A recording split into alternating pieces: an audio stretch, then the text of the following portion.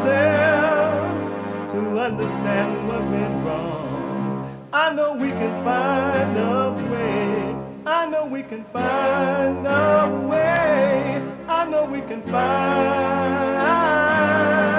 a way to stand up, stand up,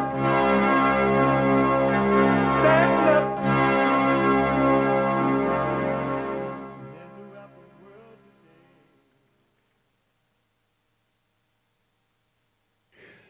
Uniting the races. Well, not that way.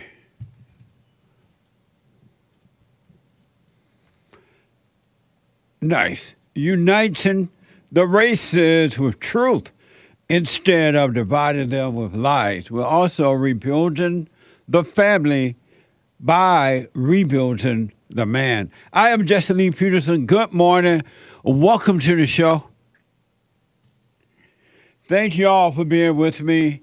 You can get involved by calling 888-7753-773, 888-77-JESSE, Jesse, Jesse.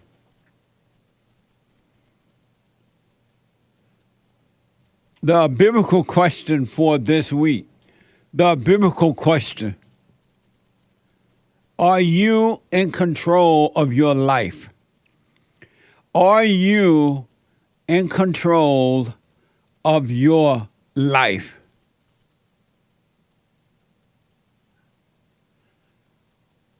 Are you in control of your life? Think about it. We have every way that you can watch and support the show listed on jesseleepeterson.com/show. jesseleepeterson.com/show. And if you're out and about anywhere in the world, you're busy, you're doing what you do,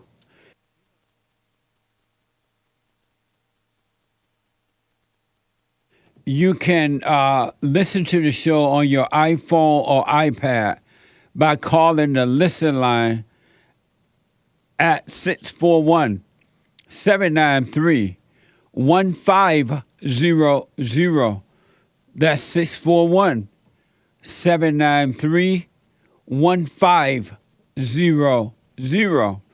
And don't forget to follow us, JLP Talk, on Twitter, at Jesse Lee Peterson on Instagram. We're on rumble.com/Jesse Lee Peterson and cozy.tv/JLP, cozy.tv/JLP. And to donate and have your comments read out loud, you can go to buymeacoffee.com/JLP Talk. buymeacoffee.com/JLP Talk. JLP Talk. It's amazing how fast these days go by. It's already Friday again. The end of the work week for a lot of people. Not all. But for most, I think. The end of the work week. And so it is Friday. And every Friday, it is Get It Off Your Chest Day.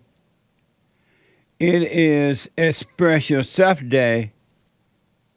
It is whatever is on your mind. Express Yourself Friday. You Tom like a mug. You need to go and get yourself bleached, because everything you say about black people, and you're sitting up there looking like a tar baby. It might sound like a semantics argument, but he's a gray alien. I wonder if he's been smoking pot. Set off a frenzy because you ordered a mushroom dish that contains apparently what are considered magic mushrooms. These mushrooms had hallucinogenic properties. I learned that later. I can tell you. We are back with some breaking economic data. The inflation rate hit 3.2%. For me, marijuana legalization's a social justice issue. It's a racial justice issue. It's an economic justice issue. And I think the war on drugs has been an abject failure.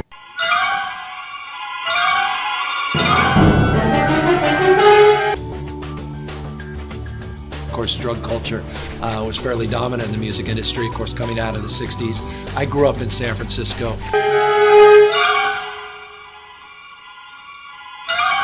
Have you ever smoked? I have. Okay. Like And I inhale. I did inhale. Okay. What a mess! That's the talent of the anchor baby put that video together. Amazing. It's a mess. It is a spiritual battle. And anyone that has anger, has fear in their life is a mess. It's a mess, and they refuse to overcome it.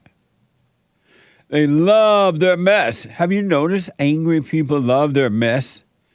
Angry people has fear, and they love their mess. That's what's going on in the country today. It's happening through people.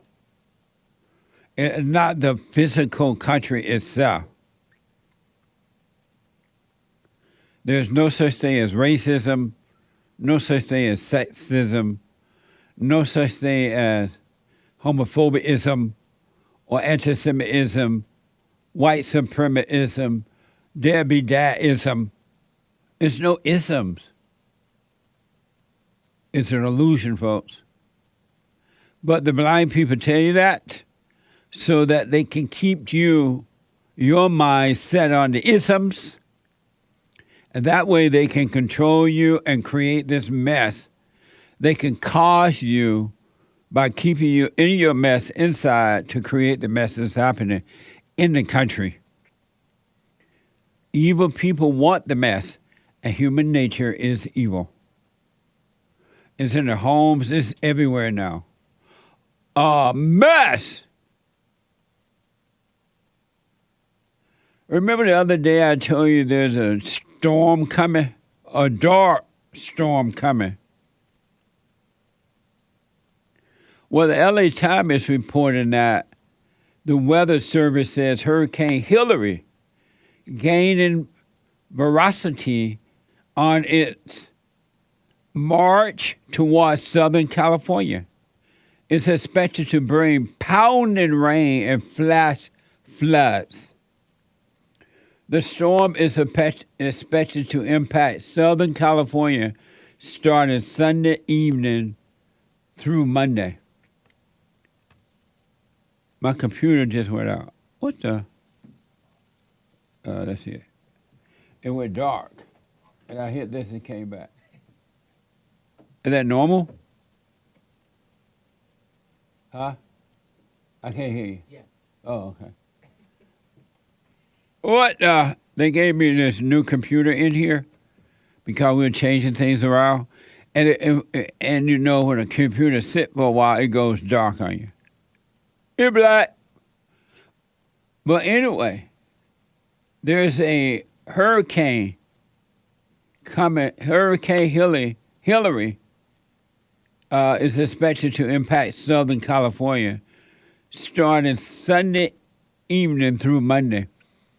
I remember recently there was a hurricane down in a part of Orange County, somewhere in that area.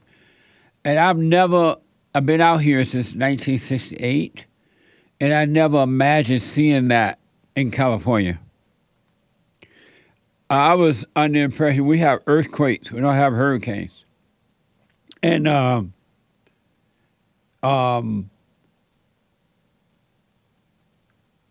so the idea a hurricane is coming is amazing to me. We have a picture of what Hurricane Hillary may look like. This is from Citizen Free Press. That's Hurricane Hillary. What the? It looks just like her. Scary. It is serious.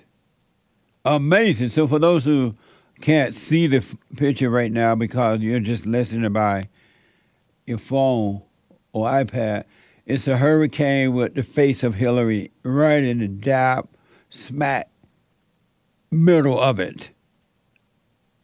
Hillary Clinton. Amazing. Things are going to get worse before they get better, right? Even if I don't know if they're ever going to get better. I never imagined that one day I would be witnessing a first world country being turned into a third world country. You know, you hear about these things about other countries, and I never imagined that my country, that can happen here. But it's happening here right in front of us. Right in front of us. Are reflecting on that fire that happened in Hawaii. And in that area where this fire happened this week or last week, whenever it happened, recently, it burned down beautiful homes and cars, and it killed, reported that many people died from it. And those people were stuck on that island there with no siren. There was no notice that a fire like that was on the way at all. And it's been reported, I don't know how true it is, that other people started to find out about the fire by hearing other people screaming, you know, when things were happening. And some of the people ran up into the hills there, and they ran right into the fire. They went toward it because they didn't know. And it destroyed, if not the whole town, almost the whole village. And yesterday I saw a quick report on, I believe it was the governor talking about the fire. I don't know if he was at the scene of it or not. But he was telling to the people, we want to buy your land. The government want to buy your land. We want to build memorial things here and maybe some home for people to live in. I'm like, the smoke hasn't gone out. And the government first thought is that we need to buy the land. We want to buy the land. Isn't that amazing? Think about that. They want to buy the land, and then there are realtors, according to the report, running around trying to rip the folks off too. And I'm thinking, what's going on? Was this fire deliberately set? What happened? What really caused it to happen? And we're not going to ever get, because our country, my country, is being reformed into a third world country, we're not going to get the real truth about what happened. And then there was a guy, I don't know if he was directly from the fire department there, because some people were complaining that the fire department did not use water to put out the fire. And so I guess the guy, I may be wrong, was a representative from the fire department. He was saying that they got it wrong, that water is not made to be used like that.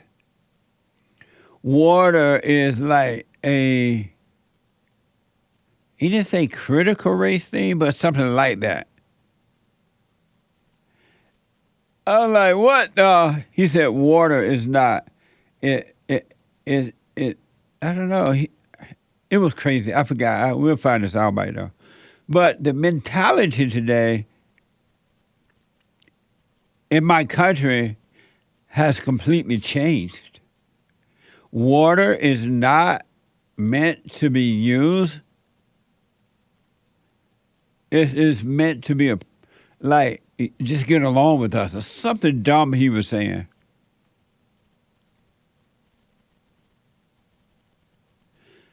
What a mess. It looked like whomever's in charge of this whole thing from the top down, somebody is deliberately creating division and confusion in order to get you to overreact. They're working on behalf of evil because that's what evil does. Evil want you to totally overreact inside of you, and it's working through others outside of you to get you to overreact, to be afraid, to overreact. And while you're overreacting, you're being controlled, both inwardly and outwardly. All this stuff is not by chance. The breaking in of stores, and there was an elderly, looked like an elderly woman up north there in this San Francisco area somewhere, where some appeared to be a black guy just ran over to her. She was walking down the road. He ran over to her and just grabbed her by her purse, trying to take it, and pulled her down because she was holding on to her purse. He dragged her along the way. Defund the police, right? Defund the police. Let the inmates out of prisons and jails. No bail bonds. My country is deliberately being turned into a third world country. Right before our eyes, and it seemed like there's nothing that anyone can do about it. And the one person that can do something about it is the great white hope, Donald Trump. And they're doing everything they can to stop him from getting into doing anything about it. I want you to know the devil that's working through whomever's running this thing is the same evil spirit working through you, each individual. All must be born again of the Father.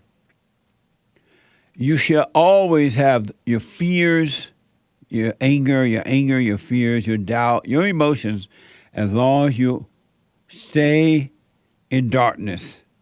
And everyone who is born of the woman is in darkness until they are born of the Father. Amazing, huh? They want you overreacting. And what does the devil want you to do inside? He wants you to overreact. The last thing he wants for you to be still and know the truth. And the truth will make you free. They want you to overreact. The Gateway Pundit is reporting that January 6th prisoner Ryan Sampson has been held in prison without trial now since January 2021. Without trial in the United States of America. According to the report, he's been there since January 2021 and no trial. But they want to have the Great White Hope trial overnight. Ryan has been moved around to 17 different facilities. 17. This is a photo from Gateway Pundit. Watch this, for those who are watching live. So that's Ryan, and according to the report, he's been moved around to 7 different facilities, and he's living in a little small little cell there, sleeping on the floor. I guess that's a bucket to use the bathroom or shower in.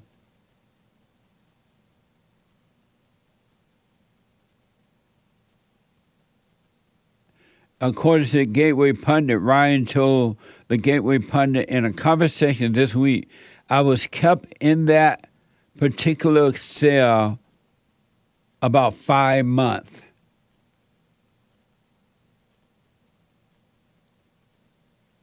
What a mess, huh?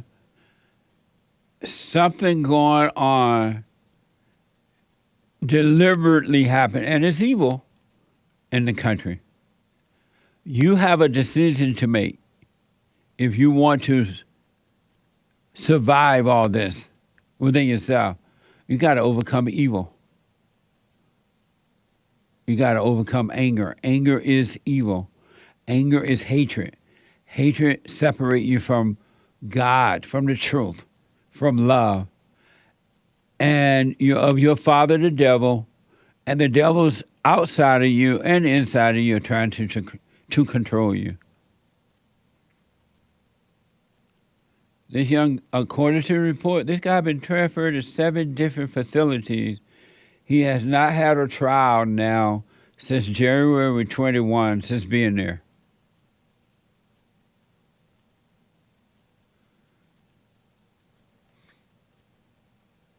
Amazing, huh? And it's going to get worse. You haven't seen anything because anger is being called good. I saw this short news item where, you know how the women, they be trying to do heavyweight lifting, and so they compete with each other, I guess. They act like the man and they do heavyweight lifting. Well, apparently there's, and I believe it's in Canada, there was a man who called himself a woman, and he competed in this recent, what seemed to be a recent heavyweight lifting contest with the women, and he beat them by a whole bunch of points. He won. And now the ladies are mad about it. They're ticked about men playing in their sport and winning. So as I watch these things, I wonder out loud or to myself, if women are that upset about men playing in their sport and beating them, why is it that they impose themselves on men's sports? And when men say no to it, they get upset and call the men names. Misogynists and hate women and all that kind of stuff. And if women think that they can beat men in men's sports, why are they beating the men in their sport? Why don't they just relax and beat the men if they think they can do it? But they're calling this an attack upon women. But they don't mind the attack upon men by women. That's crazy, huh?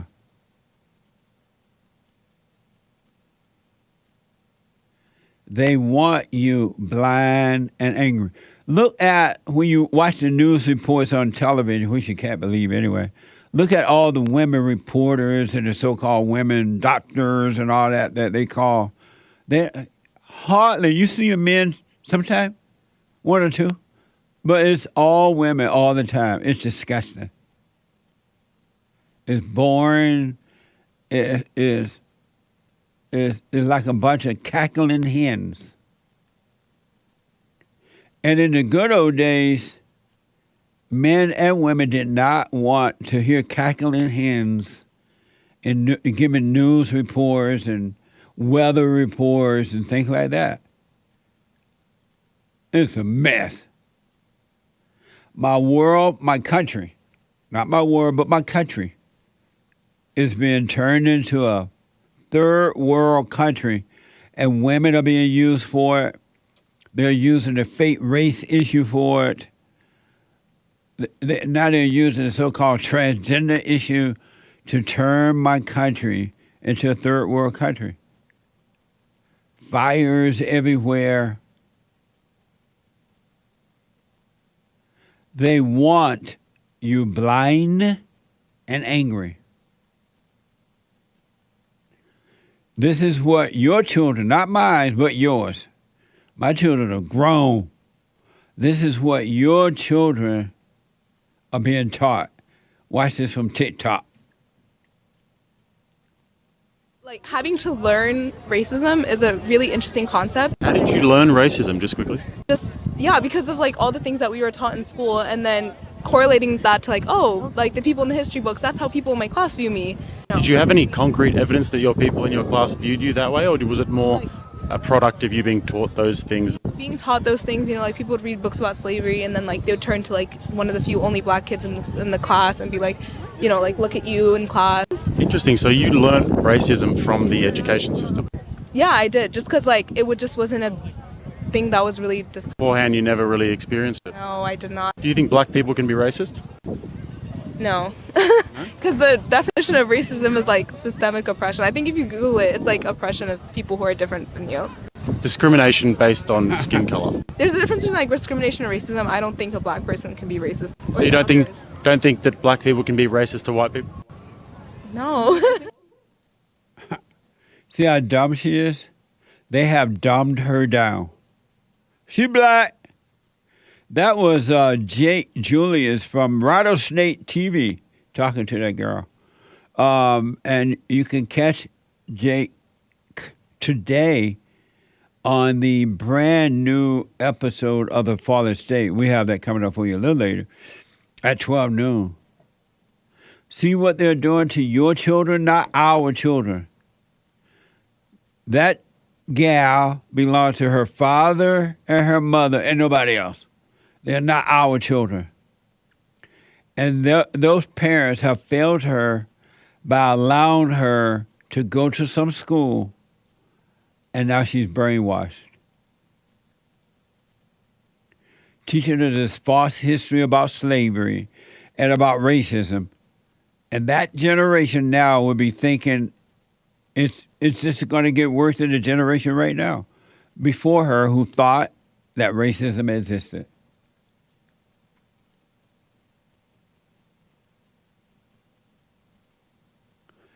And the men are weak. They're weak. They're allowing these things to happen.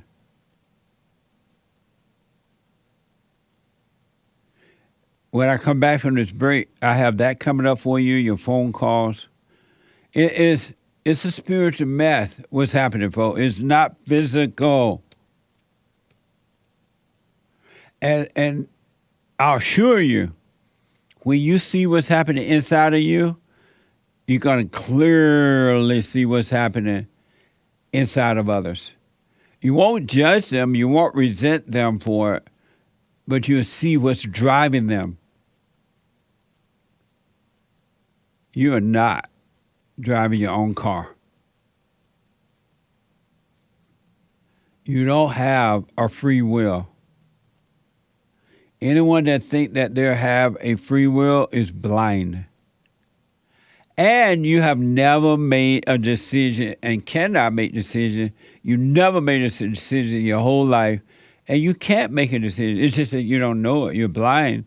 You're not paying attention to you, so you don't know that you're not making a decision. It's time to wake up. If not now, when? When? How much more pain do you need inside of you before you wake up? Amazing, huh? 888-775-3773. 888-77-JESSE. Quick break. When I come back, your super chats and phone calls. Back in a moment.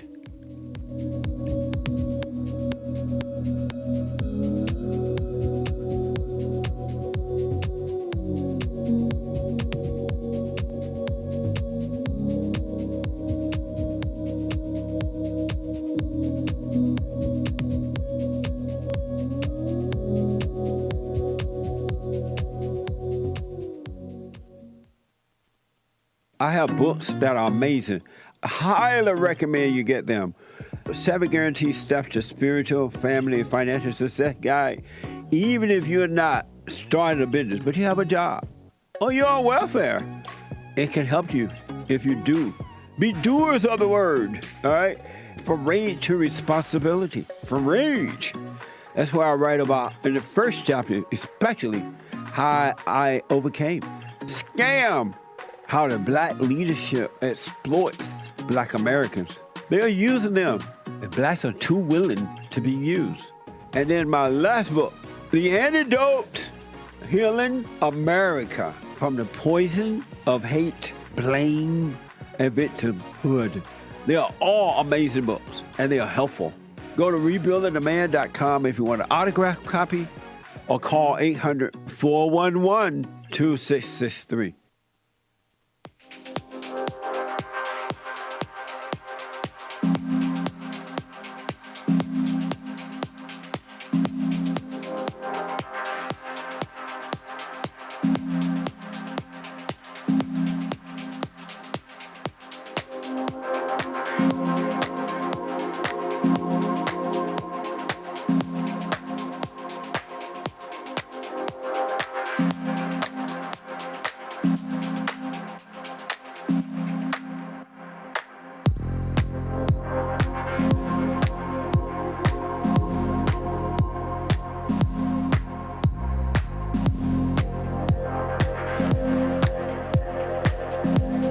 Amazing.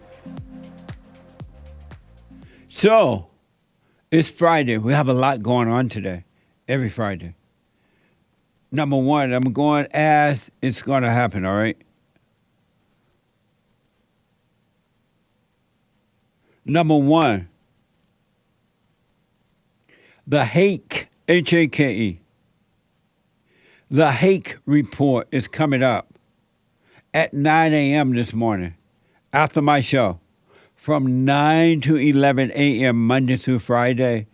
And James Hake is on fire. The guy with the good hair. The Hake report. And then at 12 p.m. Pacific time, a brand new episode of The Fallen State. A brand new episode of The Fallen State. A very interesting discussion with Jake Julius from Rattlesnake TV. He is an Australian YouTuber, content creator, and a mentor. Watch this. Next time on The Fallen State. Are you a beta or alpha? Someday I hope to be an alpha giga chad like you, Jesse. Right on. Do you tell the girl how the cow ate the cabbage? I didn't tell the cow how to eat the cabbage. And then before I knew it, she was out 4 times a week, putting things up her nose. You are the enemy of your mother. I don't feel any resentment towards her. Stay in your hell and suffer until you're ready to see it. We all struggle with the anxiety of the future and with the depression of the past. If you stay present where God is, life will be amazing.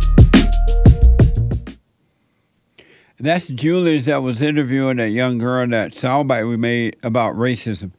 Isn't it amazing? So that's at 12 noon Pacific time. And at 4 p.m., the American Anchor Baby. The American Anchor Baby at 4 p.m. And as usual on Friday, he is flying high.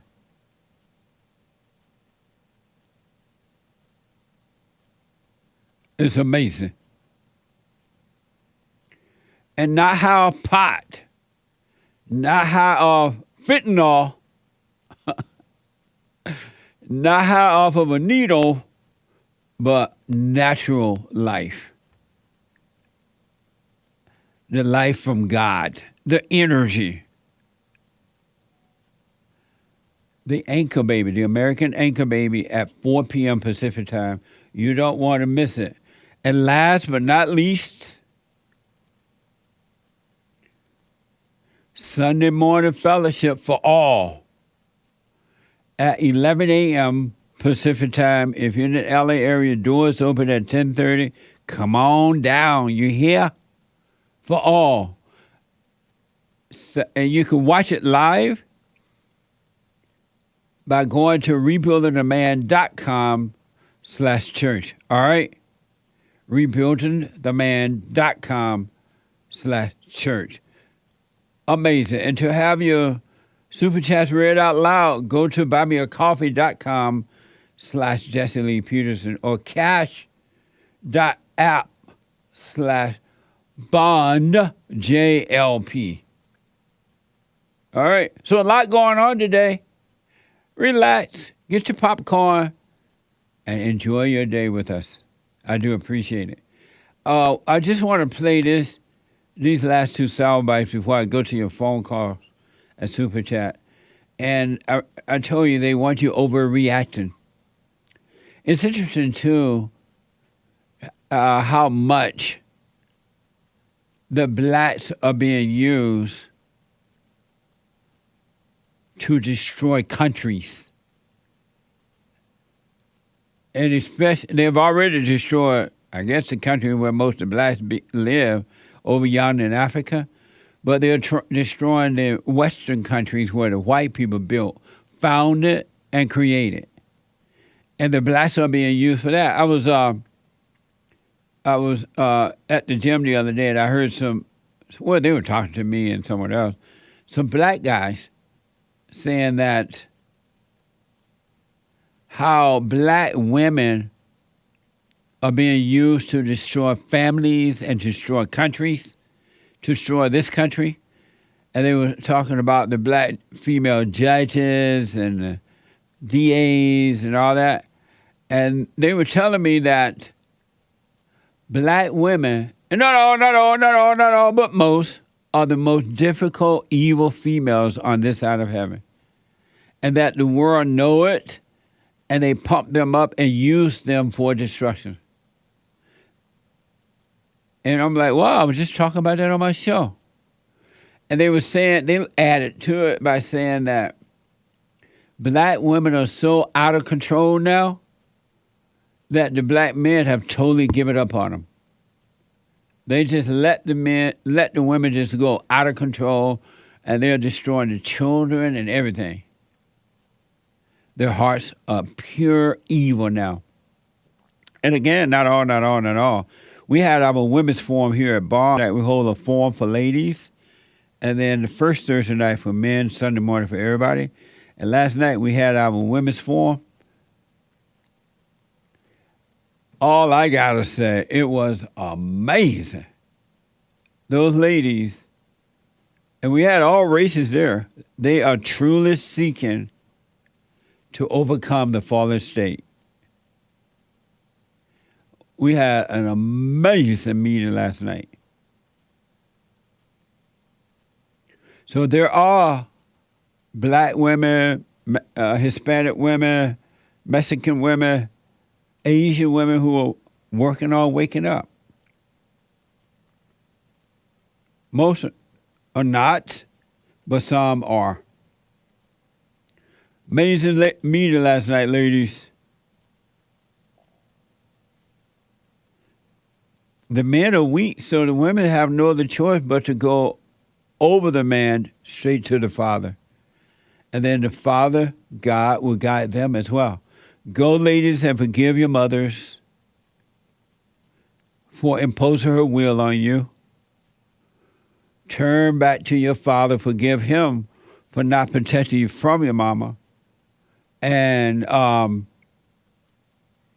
will forgive you and set you free as well. And for those ladies who are already married and you're waking up and your husband is beta, don't judge him. Don't judge him. He cannot see. And when you don't have anger, you have love. The men are led into schools, brainwash their children. There are men who are staying home and taking the role of the woman. And the woman going out pretending to be taking the role of the man because it can never be real. Men were ordained by God to lead and never to follow a woman. And the black men have been forced to follow the black woman by mama, and that is out of control. Why do you think most of the black women are fat? They're miserable.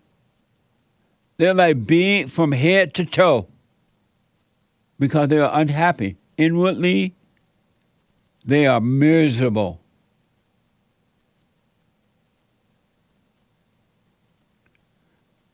They are unhappy, angry, and they use food to try to make themselves feel better. And the men are weak. Watch this from TikTok, an example of men being weak. Watch this. Stay-at-home dad that doesn't get to stay at home because the company his wife works for decided to punish her for breastfeeding. My wife has been working for the same company for 3 years now, and she's been working at home for them. So no need to be in an office. All of her meetings are online. All because some guy that actually doesn't even live in Canada, instead he lives in the United States, and doesn't actually go into an office there, he works from home, decided that people needed to be back in the office. So my wife is breastfeeding, and we tried formula, but our son is allergic to it. We're originally from the States, and the company moved us up here. So you figure they would be a little bit more willing to work with us and go, okay, you have no friends or family here, let us try to help. But instead, they decided that they needed power and control and are forcing people back into an office for no reason whatsoever. The company she works for told her, if you come into the office, then you're not going to have your pay docked. If you stay at home and work to breastfeed, then you're going to lose $1,200 a month. And there was no way we could afford that. So now we get to drive into Toronto, and I get to sit here with our son and hope that he can eat throughout the day. So one of my worst nightmares is happening right now. We ran out of milk that she was able to pump, and now I have no milk for him, and I'm waiting for her next 15-minute break so that I can get more milk. This is honestly one of the worst feelings of my life right here. So the only option we have is to come into City Center and hope against hope that she produces enough so that he doesn't starve throughout the day. Wow. Look how defeated that guy is. He looked like a broken female. This woman that he's with and the inability to deal with life in the right way has brought him to his knees. He got the baby hanging on the front of his belly. He is defeated. Can you imagine the hell that must be going on in that home?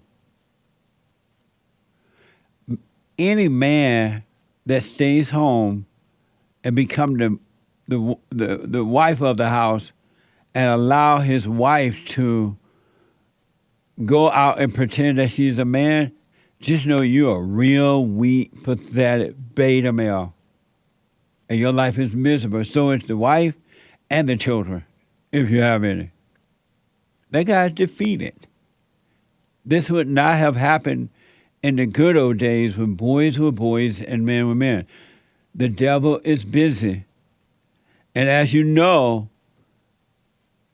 the God below, Satan, is the woman's God, and the God above, God, the creator, is the man's God. And the man is allowed the daughter of the devil to control him and them. It's a spiritual battle. Men were created to bring the woman out of her hell, not go in her hell. Emotions are hell. Anger is hell. Thoughts are hell.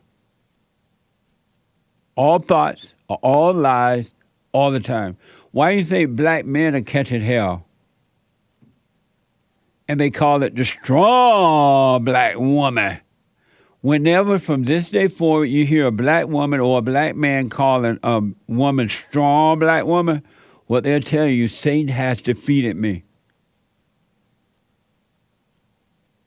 Can you imagine any of these young men? Just think about this. Can you imagine any of these young men thinking like that? This is a video from the 1930s. And so remember what you just saw in 2023. And if you don't believe, if that hasn't convinced you that my country is becoming quickly a third world country, you got to weaken the man first in order for it to happen, and that's what's happening. They've already destroyed the black man. The average black man is not worth a dime. Zero. They can't take care of themselves. They ride in the car while the woman is driving. They sit in the woman's passenger seat while she's driving. They can't take care of themselves. They can't start businesses. They can't even go out and get a job and pay rent. They want affirmative action. They want reparation. They say, y'all owe us something, and we don't owe them anything. I want you. So you just saw that guy, right? Can you imagine if any of these young men think? Can you imagine any of these young men thinking like that? This is a video from 1930s in New York City. Watch this from X.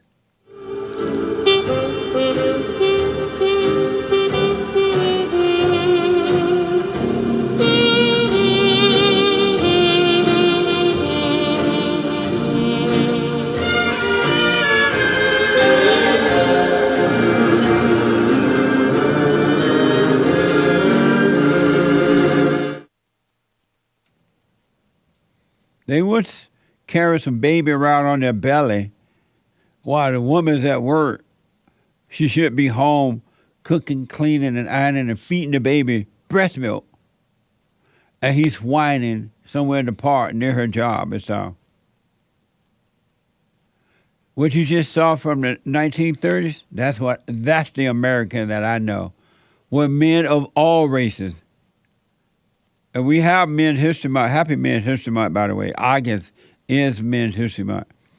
We're going to show you some pictures from Booker T. Washington and others. On Uncle Tom 2, they did an amazing job of showing you what black men were like in those days. I just never, some things just don't occur to you. That's crazy, right? I never imagined that one day I would see black men whining and blaming, or white men whining and blaming and staying home, being the mother, being the wife. When the woman is trying to have his baby, he take off like he's having a baby. He take off for weeks, months at a time, like he's having a baby. You don't think that this is, especially back in those days, you didn't think that something like this would be possible.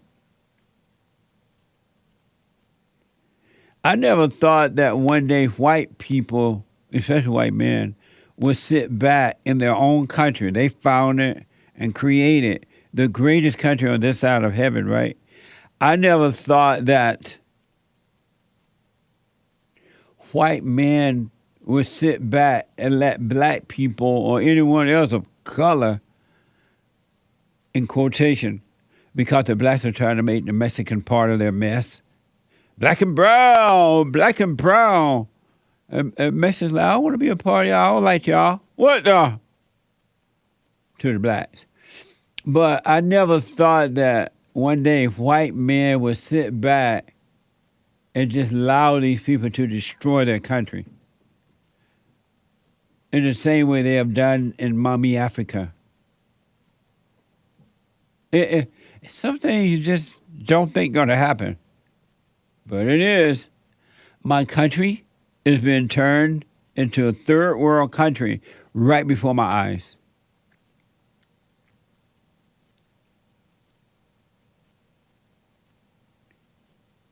What a mess. Super chat.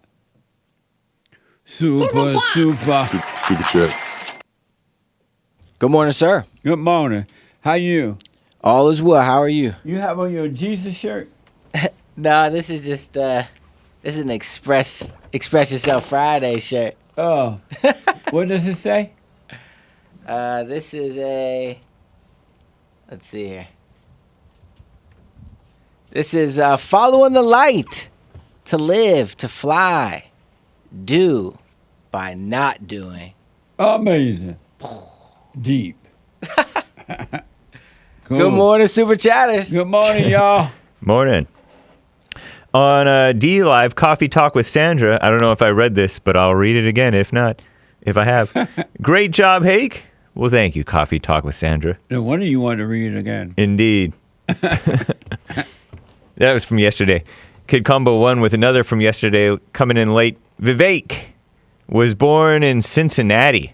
Blacks have no facts. Sad. Cincinnati, India? Basically. Huh? He was just laughing. What's your impression of Vivek? Vivek? Whatever name, for president. Ramaswamy? For president? No. What a joke. You know you wrote for president, right? Yeah, I do. But you asked me my impression of him for president. I'm like, whoa. What do you think of him running for president, Hassan? I don't really know too much about him, to be honest. He sounds like a young kid just running around. Rapping. He looks like one, too. He just strikes me as kind of a Fox News friendly poser. Right. Yeah. If, God forbid, but if Vivek Ramaswamy became president, they gonna chew him up and spit him out. The Republicans, most Republicans don't like America either. The representative. Yeah. And the Democrats and the media gonna chew him up and spit him out. He need to go over to India and run. He's a successful entrepreneur, though. That's nice. That means he can be president. I didn't say that. He does seem like he's saying some somewhat decent things. The devil does too. Yeah, I'm not fooled by that. Not at all. No, I can appreciate a lot of these immigrants and Indians. We don't need any more aliens running our country. I don't want that either. I'm just giving credit for the business aspect of what he's done. All right. Yeah. Don't worry. Yeah, he was born in 1985. He's 38 years old. So he's not a kid. He's no Donald Trump, that's for sure. Yeah, that's a fact.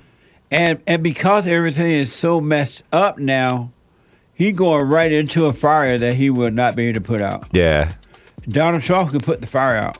Because even when Donald Trump first became president, a lot of stuff he didn't know either. He had no idea how bad it was. Right. With the Republicans and the Democrats. Representative.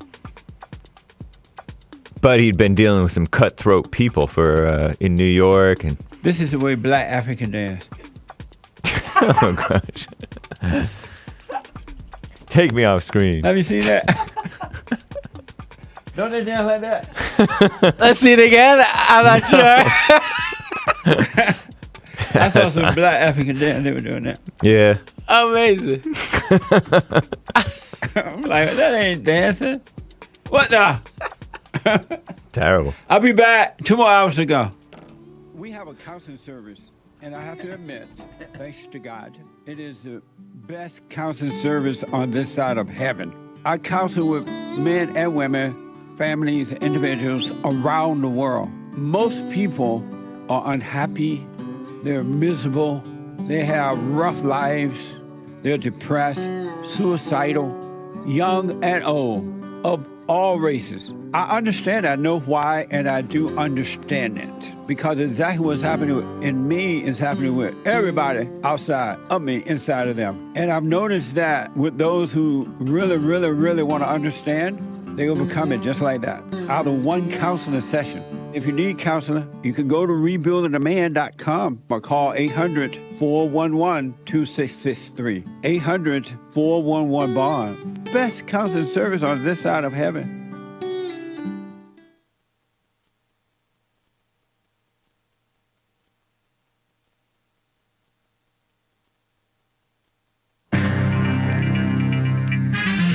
Silent Prayer. This is the fifth and final excerpt of the Bond Silent Prayer blog post. You can find it on rebuildingtheman.com/prayer.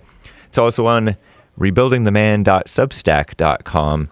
Jesus said, "And when thou prayest, thou shalt not be as the hypocrites are, for they love to pray standing in the synagogues and in the corners of the streets, that they may be seen of men.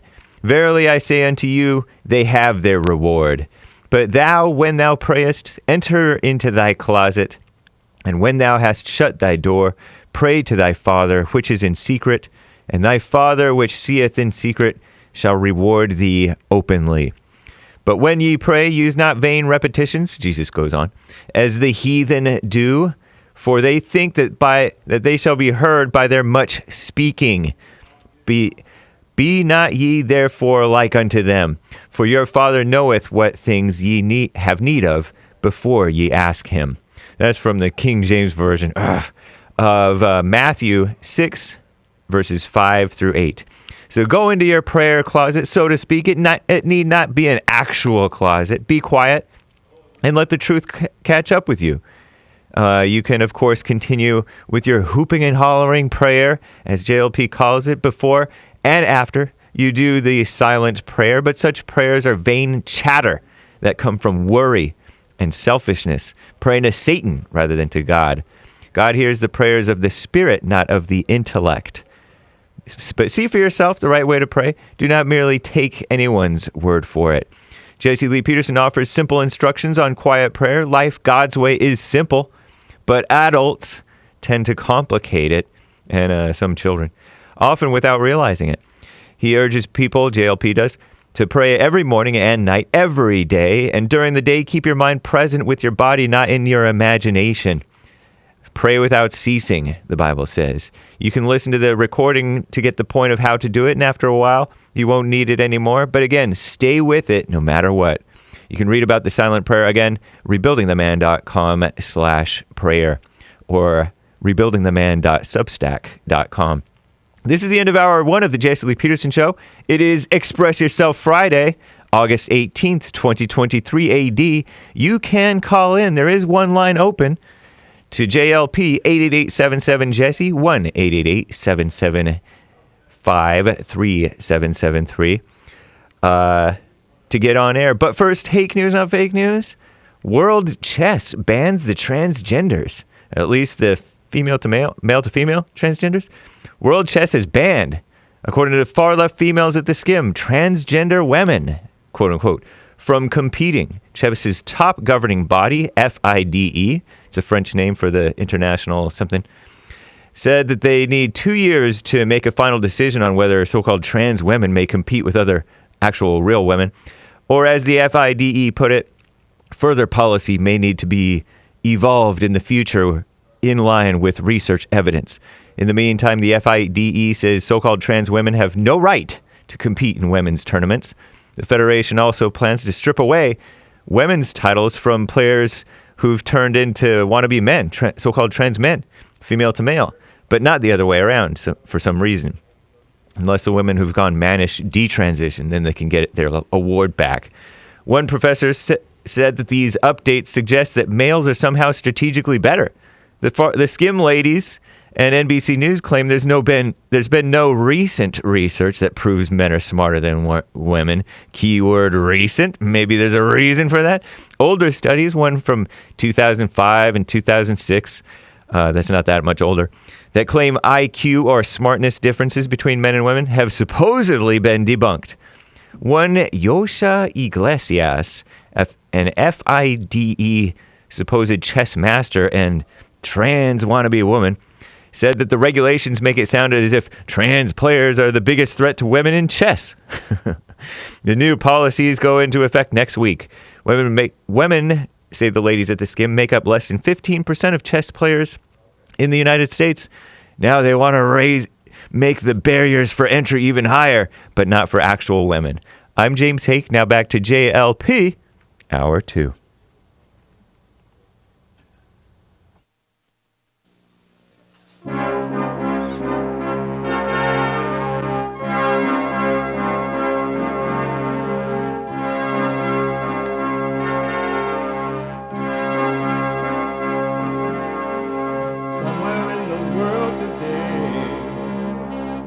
Got got to stand up strong, face the truth about themselves, to understand what went wrong. I know we can find a way.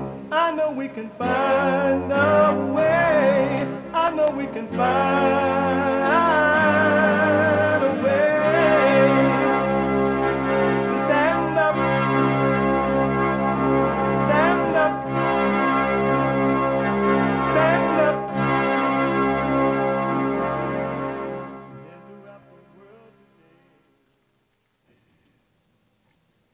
Uniting the races with truth instead of dividing them with lies. We're also rebuilding the family by rebuilding the man. I was reading something. Rebuilding the family by rebuilding the man. I am Jesse Lee Peterson. Welcome to the second hour of the show today. You can get involved by calling 888-77 53773 888-77-JESSE. The biblical question for this week. The biblical question. Are you in control of your life? Are you in control of your life?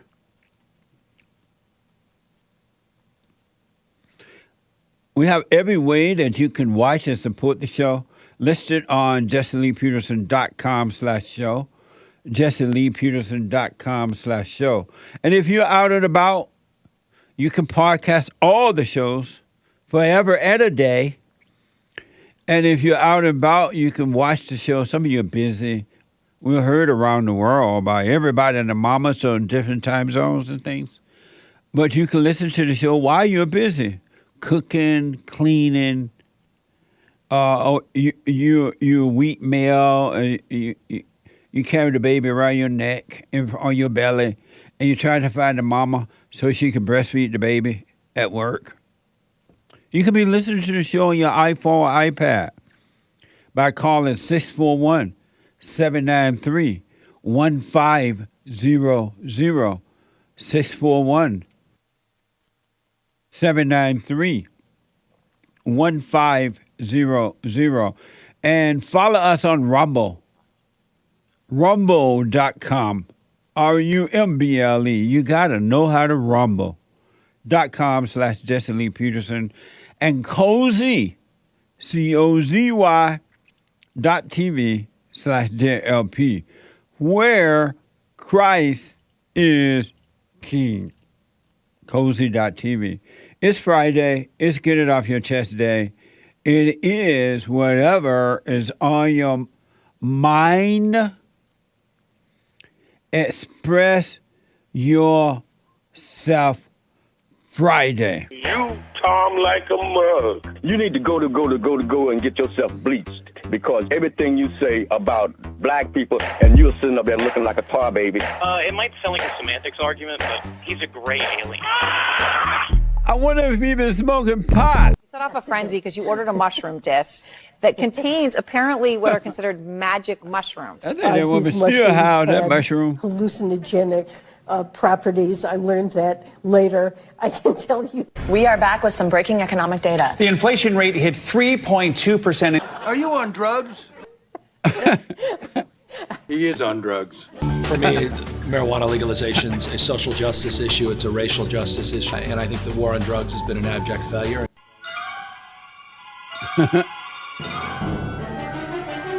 Coming out of the 60s. I grew up in San Francisco. I did inhale. Okay. I do not use crack cocaine. Yes, I have smoked crack cocaine. These people are drug dealers and drug users. And I'm not perfect. Maybe you are, but I'm not.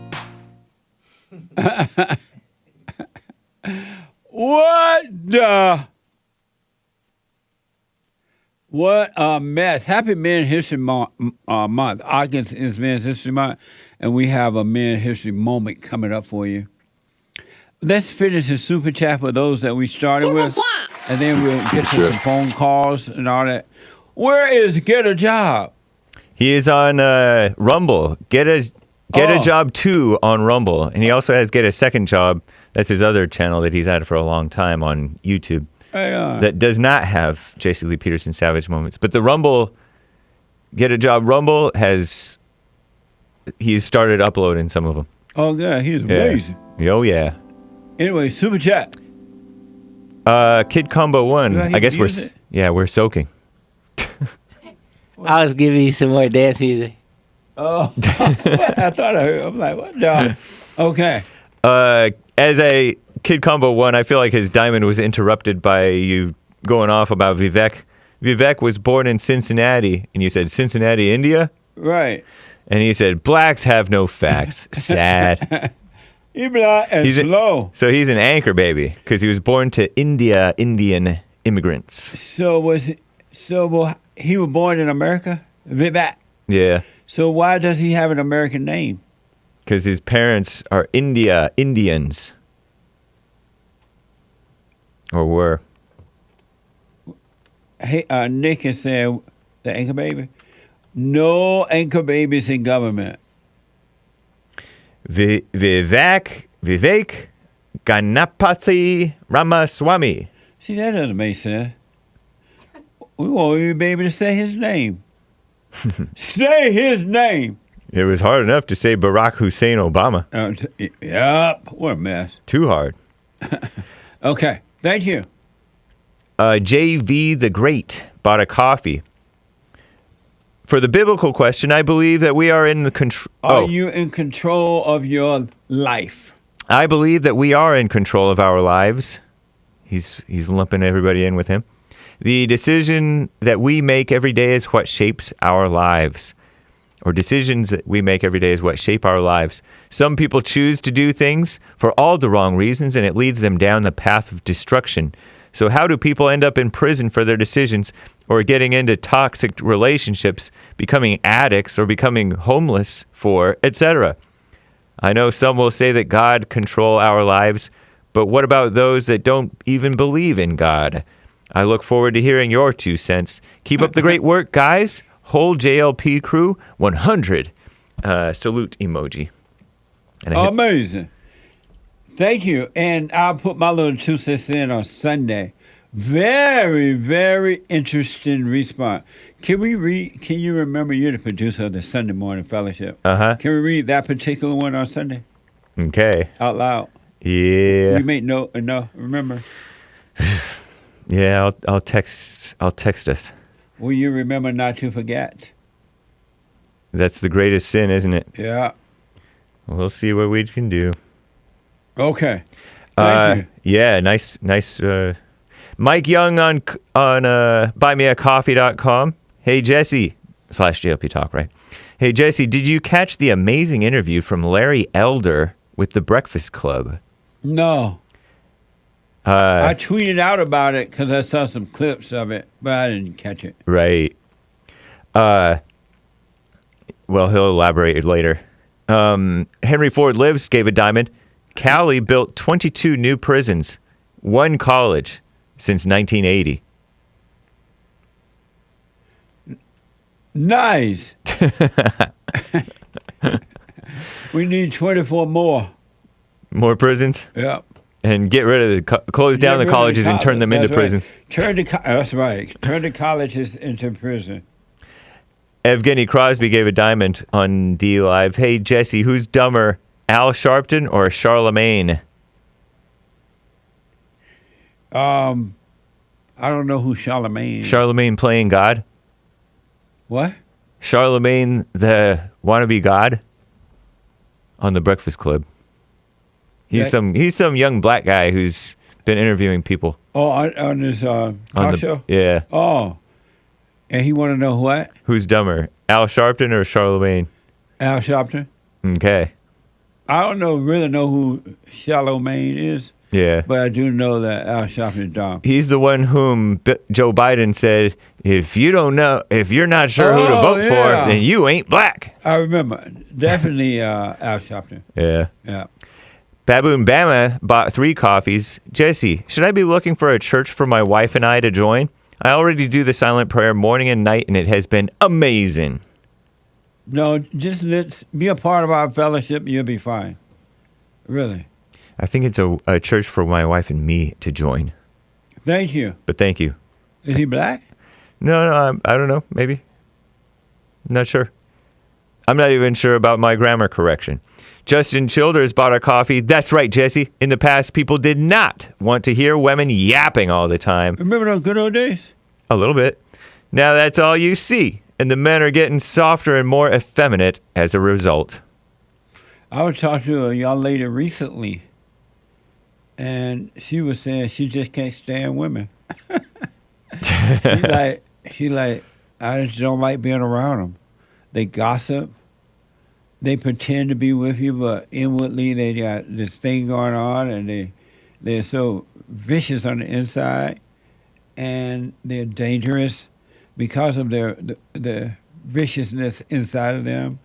And it reminded me of what the women used to say out loud in the good old days, that women were the problem. You know, men needed to guide them. Yeah.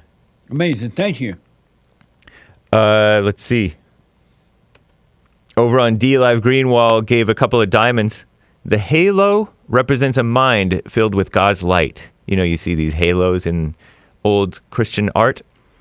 The silent prayer fills the mind with God's light, he says. Thank you. I appreciate it.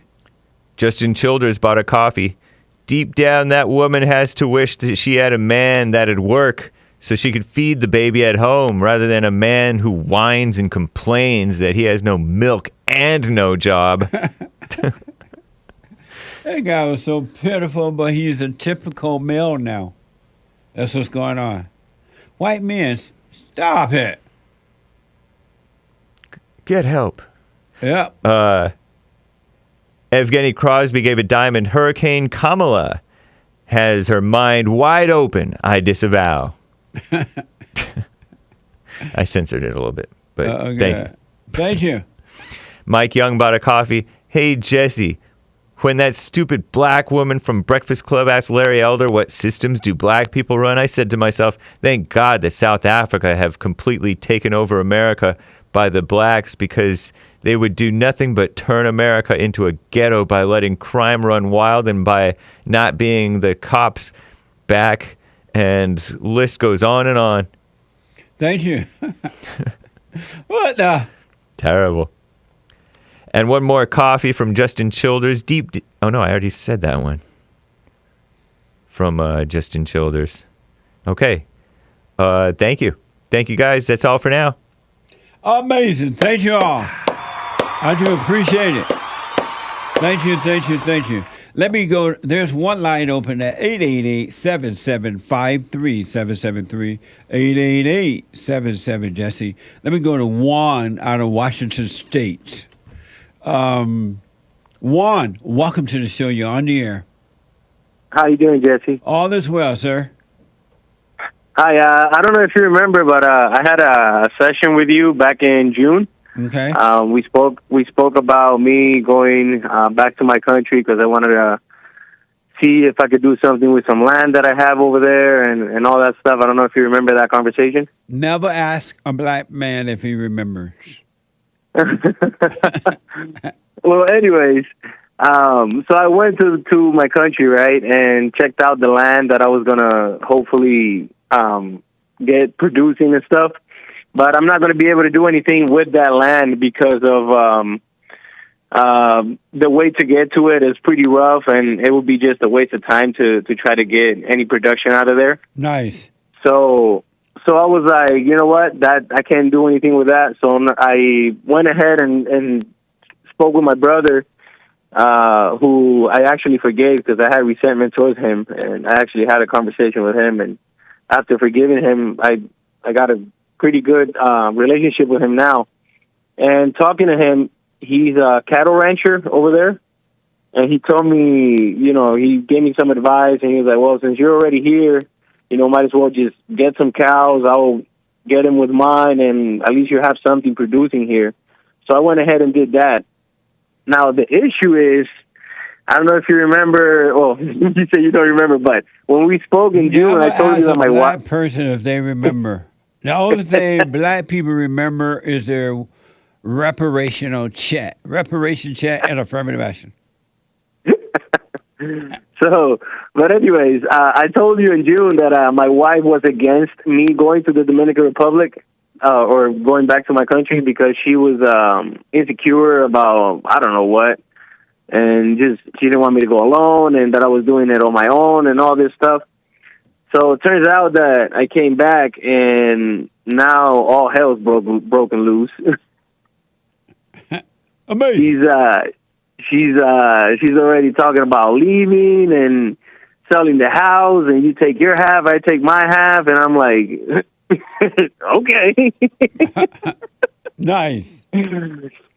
So today she wants to go and have a conversation with the pastor to the church that we attend to, because she feels like our marriage is failing and she wants to work on it. And I told her, and that's just one of the issues. Another issue she has with me is that I smoke pot. I haven't been able to overcome that. And yeah, she wants to go and talk to the pastor and have like a little session with him and see if we can work on our marriage. And I was just listening to one of your videos where you asked, should a couple work on their relationship? And I was just calling to see what's your take on that. Your question for me is what now? Should I go to the meeting that she scheduled for today to meet with this pastor? Before I respond to that particular question, and I will, why are you with a woman that will not obey you? Because I was a beta when I met her, and now that I'm realizing and waking up, it's been 12 years. But that's not a reason to stay beta. Right. But I met her when I was pretty young. I was like 19 when I met her. We have two children together. We've been together for 12 years now, and yeah, I didn't know what I know now. That's for sure. Why would you be in a relationship, in a marriage, where you got to work on? That's a good question. I don't have an answer for that. Does it make sense to be in a marriage that you have to work on? No. And if a woman said, your wife said, hey, let's go and talk to the pastor or anyone, why would you follow her to do that? Because she thinks that's going to fix something, and I kind of want her. I mean, not that I want her, but I kind of, and yeah, you would say, yeah, I would want her to wake up, and every time I tell her that she needs to forgive her mom, she just gets mad and starts telling me, I don't need to forgive her. I already did, and she just starts going off. And so, but why would you follow her to somebody? Have you heard that every time the man follows the woman, he suffers? Yeah, I know about that. And so you love your suffering? No, but like I said, I've been together with her for 12 years. We have a family together. I wouldn't want my family to be broken down. It's already broken down. Yeah, I know. Yep. The fact that this woman will not obey you, the fact that she's carrying on, the fact that you're in a relationship that needs to be worked on, the fact she's trying to take you to see some pastor, it's already broken down. I just think about my girls. Like, I love my daughters, and I promised myself when I was young that I wasn't going to be, if I ever had kids, I was going to be there for them, not like my dad wasn't there for me. And why would you make that kind of promise to yourself? Look how much hell is bringing upon you. Because at that time, I didn't know any better. I understand. Absolutely. And now that I have my girls, like, I love my daughters, and I wouldn't want to be separated from them. And what made you think she would keep them away from you if you guys were not together? because she said that because I smoke weed, she doesn't trust me. She doesn't. She can't trust me and all that stuff. And I feel like if we did get separated, she would probably use that against me to try not to let me see my girls or So why would try to you be limit, with a woman? try to limit. Why would you be with I'm a sorry? woman who is that wicked that she would destroy your children trying to get back at you? You got. I mean, it's not based on what you're saying, and I don't have her side of the story, but you're living with an evil woman, and somehow or another you're expecting it to get better with her. It's not that I'm expecting it to get better with her. It's that by me not giving up, Giving up on hopefully what? giving up on our marriage. It's What marriage? 12 years. 12 years living with a person that you've had good memories with, that you've cried with, and had all these experiences with. You cried with her before? When I was a beta. No wonder she hates you. And she's losing control over you, and she's having a hissy fit trying to get that control back.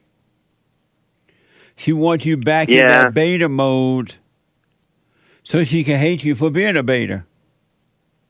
And she's piling up the army against me. Of course. That's what they do. The children of the devil, when they start losing because they're cowards, they build an army. Mothers do it to the children. It happens all the time. The devil cannot stand alone. Yeah. And so do you realize based on everything you've said, I haven't talked to her that I'm aware of, do you realize you've already destroyed your children? She has no love. Because my daughters are very attached to me, and I have a very close relationship with them. But when you're not around, they're catching hell from her. As a matter of fact, when mothers of men's children know that the children are close to the father, if they look like the father, if they're close to the father, that child or those children are going to catch pure hell, especially when you're not around. Because the spirit in the woman, which is of the devil, hate for the children to be close to the father. So your kids are catching hell when you're not around. Right. And if you're a beta, they've been catching them when you were around. No, I've stood up with her. I stood up to her a few times that she's kind of yelled at them for no reason, or they did something like that kids would do, and she would just get mad, and I would call her out and hey, don't talk to them like that, or whatever. Did you stand up to her before you began to understand what was going on? Yes. Before you woke up, when she would treat the kids that way, you would correct her? Yes. Good. Yeah, and even there were times at the beginning of our marriage where we would be like at my brother's house or whatever, and we would be talking about whatever, and she would just get mad and start arguing with me and stuff, and I would call her out on it. Like in private, I would tell her like, hey, I don't want you to keep doing that. Like you need to respect me because I'm your husband, and you can't be talking to me. I don't talk to you like that. So I told her that she needed to bring it down and not talk to me like that in front of people. Why you didn't tell her that in front of the people? Hey, cut it out. Sit down, Eve. Because I was a beta. And did she stop doing it? She did, yeah, she did. But my thing is, like, I apologize. I don't have no resentment towards her. Nice. Because I understand that she's not doing it on her own. It's what's driving her that's doing it. Yeah. And she's just not able to see it. But it's like at the same time is what I told her is like, if I have to change the way I act or the way I behave or the way I talk around you, that is a form of control that you have on top of me that I'm not willing to continue to allow. Good. And that gets her even more mad. Right? She getting mad because she hear you say, I am not going to let you control me anymore. And she is accustomed to controlling you and hating you for it. but she's accustomed to doing that, so she's fighting for control. It's not like she loved you or the children. She loved her ego more than anything else, and she's fighting to get control back. Are you? And I need to apologize to her too, because I haven't been for not being an alpha from the beginning of the relationship. But I didn't know any better. Like I didn't. Right. Both my parents passed away when I was young. So I kind of been learning it all on my own. I've been on my own since I was like 16. Right. And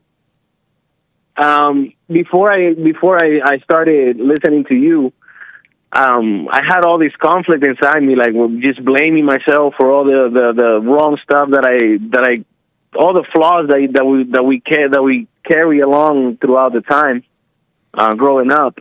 Have you stopped doing that? Yeah, no, I don't blame myself anymore. Beautiful. Or even when I smoke weed, I no longer judge myself for it. I just see it and let the Lord take it whenever He sees it that is the right time. Nice. Are you able to stay with her and overcome her so you can be there for your kids? That's what I'm trying to do. And so your question for me is what? Should I go to this meeting today with her, to meet with that pastor? If it's the decision is totally up to you, all right? Right. But I recommend no. But if you decide, I understand, but I recommend no, because you're following her and nothing good going to come from it. Right. But if you think you need to go, you go. You're starting to wake up, and you can see if the pastor being honest with you about it or not, or right. No, and the crazy thing is, like now, like with the whole weed issue, it's like she wants to throw the Bible at me. It's like, oh, you're sinning, and like trying to make me feel guilty for it. And like, you're gonna teach your daughters that. And I'm like, I don't do that in front of my daughters. I don't do it in front of her. But how it's something that I do. How does she feel about teaching your daughters to hate men, to hate herself, to hate life? Is she okay with teaching them to hate you? I haven't asked her that. Which is worse, smoking the pot or hating? Hating. Hate. Right. So how is she able to judge you for smoking pot when she up there filled with anger, filled with hatred? Right. You should ask them about that. How are you thinking that pot is worse than the anger you have? Anger is of the devil.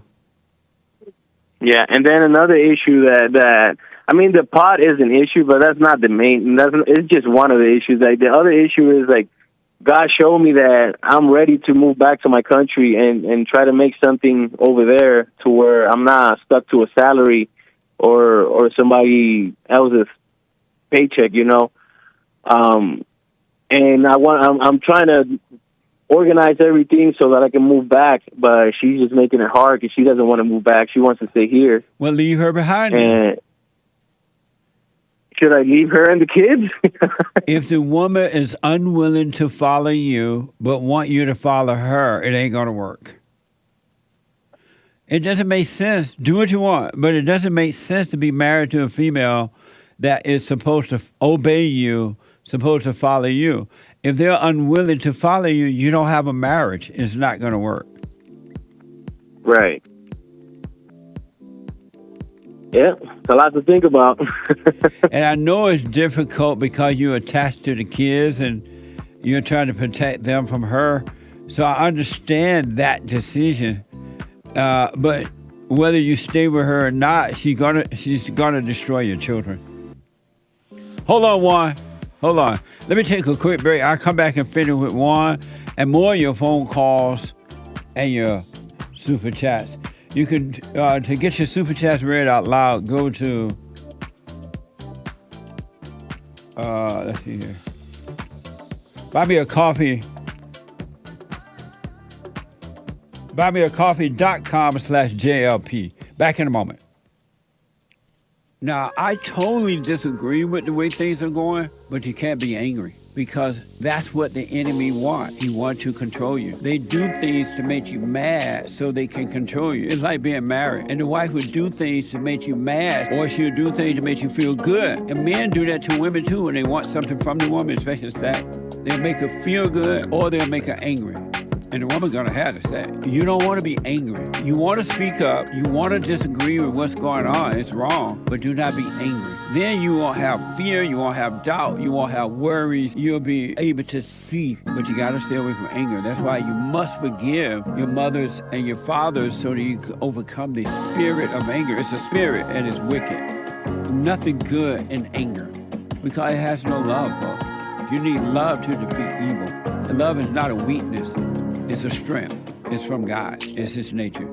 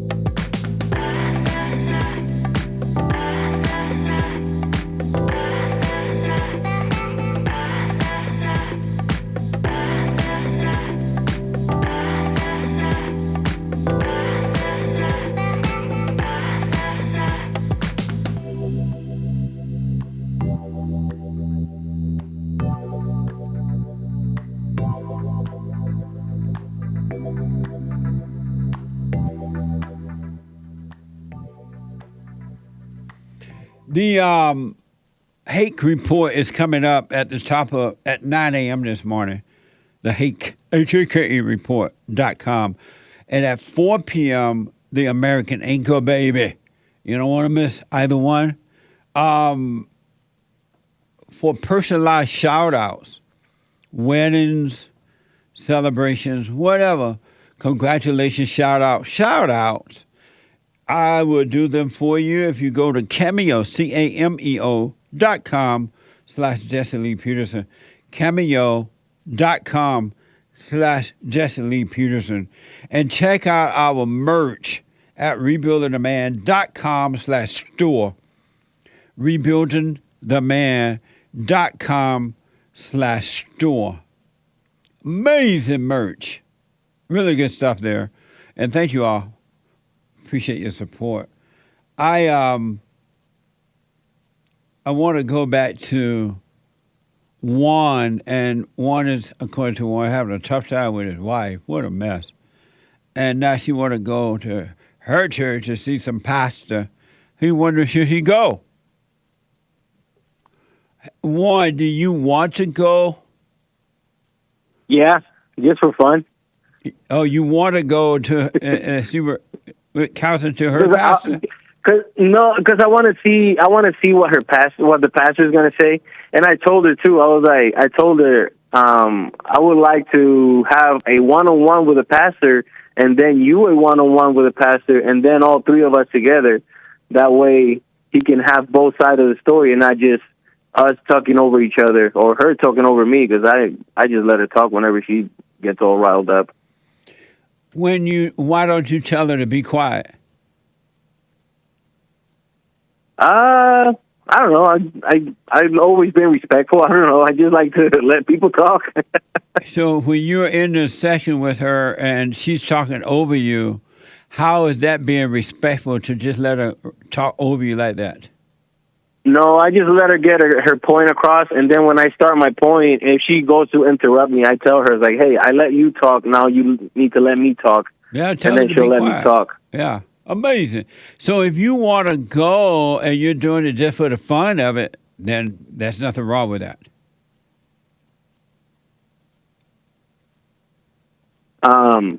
Yeah, I'm already decided, like, whether she leaves me or not, I'm at peace. I mean, I know God's not going to leave me. He's always been with me. He's the only one that's always stuck around is him. So I ain't fearful for that. So whether she stays or go, I mean, I wouldn't want her to go, but if it does happen, God's will, not mine. And why wouldn't you want her to go if she want to go? Because I love her. If you I love her. If you love her, you would let her go. Right, and that's what I'm saying. Like, I love her enough to let her go. Oh, okay. And yeah, that's what I mean. Like, I love her enough because that's the thing. Like, I'm not. And one of the crazy things is like that I can see now is that when I married her because I was trying to fill a void that I had. Yeah. Yeah. And I thought that by getting married, I was going to stop doing the bad things that I was doing, and that I was going to change. But it was just putting a patch on the problem. It wasn't fixing the problem. I still had the anger and the insecurities and the fear, and all that went away when I forgave my mom. And now that I forgave my mom, I can stand up to her and realize, like, wait a second, like, you should be following me. You should be listening to what I need to say, not the other way around. Absolutely. And like the whole relationship, I've always been trying to please her, and now I realize I'm like I've been doing it wrong the whole time. A man should never, ever, ever, ever, ever, but never, never, never try to please a woman. It's impossible. You make her worse when you try to please her. In a sense, you could say she was my God. She was your God. The woman is the man's God. And Satan is the woman's God. That's why the man has to overcome the woman by forgiving his mother and returning to his God, which is the God from above. Yep. Let's say that you said that you might want to move back to your hometown, Mexico, because you have some land there, and she's refusing to go back. How do you know you can't take your children with you and just leave her behind? I don't think she would agree with that. Do you need her to agree? No, but wouldn't there be legal trouble? Oh, I don't know. If I try to like take the kids without her permission and stuff like that. But why they're your kids too? Right. But you know how the system is against the man. Oh, I see what you mean. Yeah, I would quietly find out, is there legal issues in it, because the government is on the side of the woman and not the man, and they don't care that the woman is destroying the children. But yeah, I would look and find out, see if there's a legal issue. But the one thing I do want to tell you, since you don't know what to do at this point, do nothing. Don't make a decision to go or stay. And don't let her get you angry, because the hell in her is working overtime to get you angry, because when you become angry, you're going to overreact in the wrong way, and she's going to use all that against you. Right. In court. That's good, because I no longer have anger in me. Nice. I've never been an angry person. I've never had anger. Even before I forgave my mom, I just never been an angry person. Right on. Well, just watch the devil in action through her, and know that it's not her, and you'll see what to do. Okay. So if you want to go with her to her little church to see some little preacher, then you say you want to do it, but just for the fun of it, see how it goes. There's nothing wrong with that either, as long as you're not following the woman. Right. Okay. Do you have fear of losing her? No. Oh, good. Nice. I have no fear. You can take my life right now and take it. Right on. Well, I got no fear, because I know that the Lord is on my side, and after doing the silent prayer, I've seen glimpses of the light, and I felt His presence, and I've been in His presence, and I ain't changing that. Right on. Well, stay with the prayer and watch, and just watch this woman, the devil working through her, trying to control you. It's not her. She can't help it. And just don't resent her. And then in 50 years, you may see a glimpse of her coming around, and you'll die. So Give her 50 Well, years. she's older than me, so in 50 years, I'll be. She's older than you? Yeah, she's older than me. How old is she? I'm 33. She's 37. Why'd you marry your mama? Well, I know. Bad question. I know why. Why'd you marry an older woman? I was looking for a mama. Yeah. I was like I said, when I was looking for a mama. When I met her, I had just barely started reading the Bible and trying to change my life around because I was drinking a lot, smoking more, and just out there. And I thought that by getting married and starting a family, I would change all that. And like I said, I was just putting a patch on it. Yeah, the devil told you that. The devil told you, if you get married, that's why all thoughts, we shouldn't listen to thoughts. All thoughts are all lies all the time about anything. Yep. And the devil told you, oh, your life would get better if you get married, if you start a family. When really what you were doing is digging a deeper hole for yourself. Yep. It wasn't, that's not the answer at all. But you know what, man? Just, you're waking up, you're going to be fine. Stay with the prayer and watch and let life happen. It's just going to get better for you, Juan. Yep. And that's the crazy thing. Like I have this feeling, like before I came out of the fallen state, or before I started waking up, like I was lazy, I was overweight. I'm still a little bit overweight, but I was like up and down in weight, like just eating uncontrollably. Just watching my thoughts. Like I've noticed that my gluttony, like my desire for food has just gone away. Like I don't eat as much as I was eating. Yeah. I've lost like 25 pounds, and I have nothing to do with it. Like it's just something that's happened as a result of me. As a result of me being more aware. As you wake up, everything will change. The light of God will get rid of the darkness. And it's like now that I have this desire to become independent financially, to start my own business in my country, and to do things my way, in the sense of if I make $100, I know that $100 came from my land or came from my hands, you know? Right. And now that I have this aspiration to become something, she's against it. Amazing. Well, that's how the devil operates. But just see what happens. Take it one day at a time, and you'll see the right way to go. Right. All right. Well, thank you, Jesse. I appreciate it. I know you had a lot of people there trying to call. Yeah, I got to run, but call me again, all right? All right, man. Thank you very much. I appreciate it. I hope you be well. You too, buddy. Thank you. Amazing.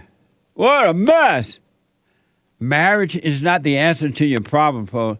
You're in a cave, in a prison cell, going around in a prison cell making the same mistakes over and over with different situations. Same mistake. Marriage is not the answer to overcoming the fallen state. Let me go to Abraham, a first-time call out of Delaware. Abraham, welcome to the show. You're on the air. Hey, what's up, Jesse? All is well. I have a question. So, how do I survive the dating pool in America? I'm sorry? How do I survive the dating pool in America? Speak up, I can't hear you. How can I survive this dating pool in America? I mean, these girls, they don't want to get married. They want to date, have fun. You said how can you survive what? In the dating pool. Oh, the dating pool in America. Yeah, should I be a passport bro? You survive that by not letting that be the number one issue in your life at all. You should only see what's right, know thyself, and everything will be added unto you. Don't let dating be a big deal, and when you don't let it be a big deal, you have more than you want. Yeah, but what if these girls throw their bodies at me, or like the temptations? How do I get rid of them? You can be honest with them about it, or you can get involved with it and suffer. Only you are in control of that. You can't allow... The women are not responsible for the stupid stuff you give into, right? You have to take control. How old are you, Abraham? I'm 20. You have to take control of your life. Have you forgiven your mother? Absolutely. You went to her? Yes, I did, but I mean, she didn't take it really that serious, but What did she say? she just started laughing and said, okay. Are you still living in her home with them? Yeah. And why? I'm in college. I mean, gotta stay somewhere. Why don't I you don't get have a job. Why don't you get a job? Well, I mean, I gotta study, you know? Can't do two things at once. So School you is a full-time job. You can't study and work. I mean, I can, but it'll be very difficult. What would you rather have?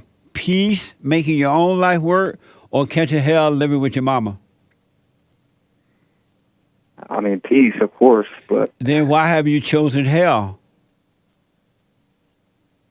I mean, they kind of let me do whatever. But you're a grown man now. They're destroying you by letting you live there and not making you get out on your own. And if you want to go to college, you work and pay your own way through college.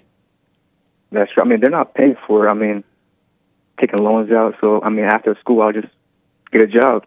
Simple as that. But why would you get one while you're in school? It'll be exhausting, man.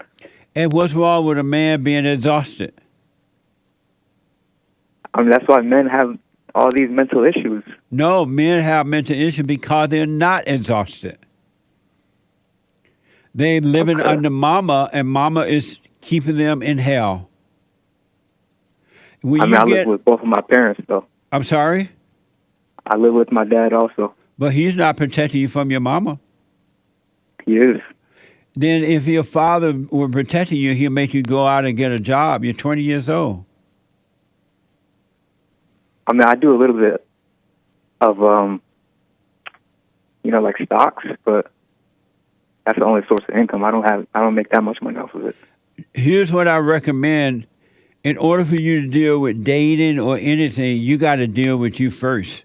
I highly recommend, do what you want, but I highly recommend if you want to continue to go to those stupid schools, that you get a job, you get yourself a little, stay on campus or something, but you get a little apartment, a little bachelor. It doesn't have to be anything expensive.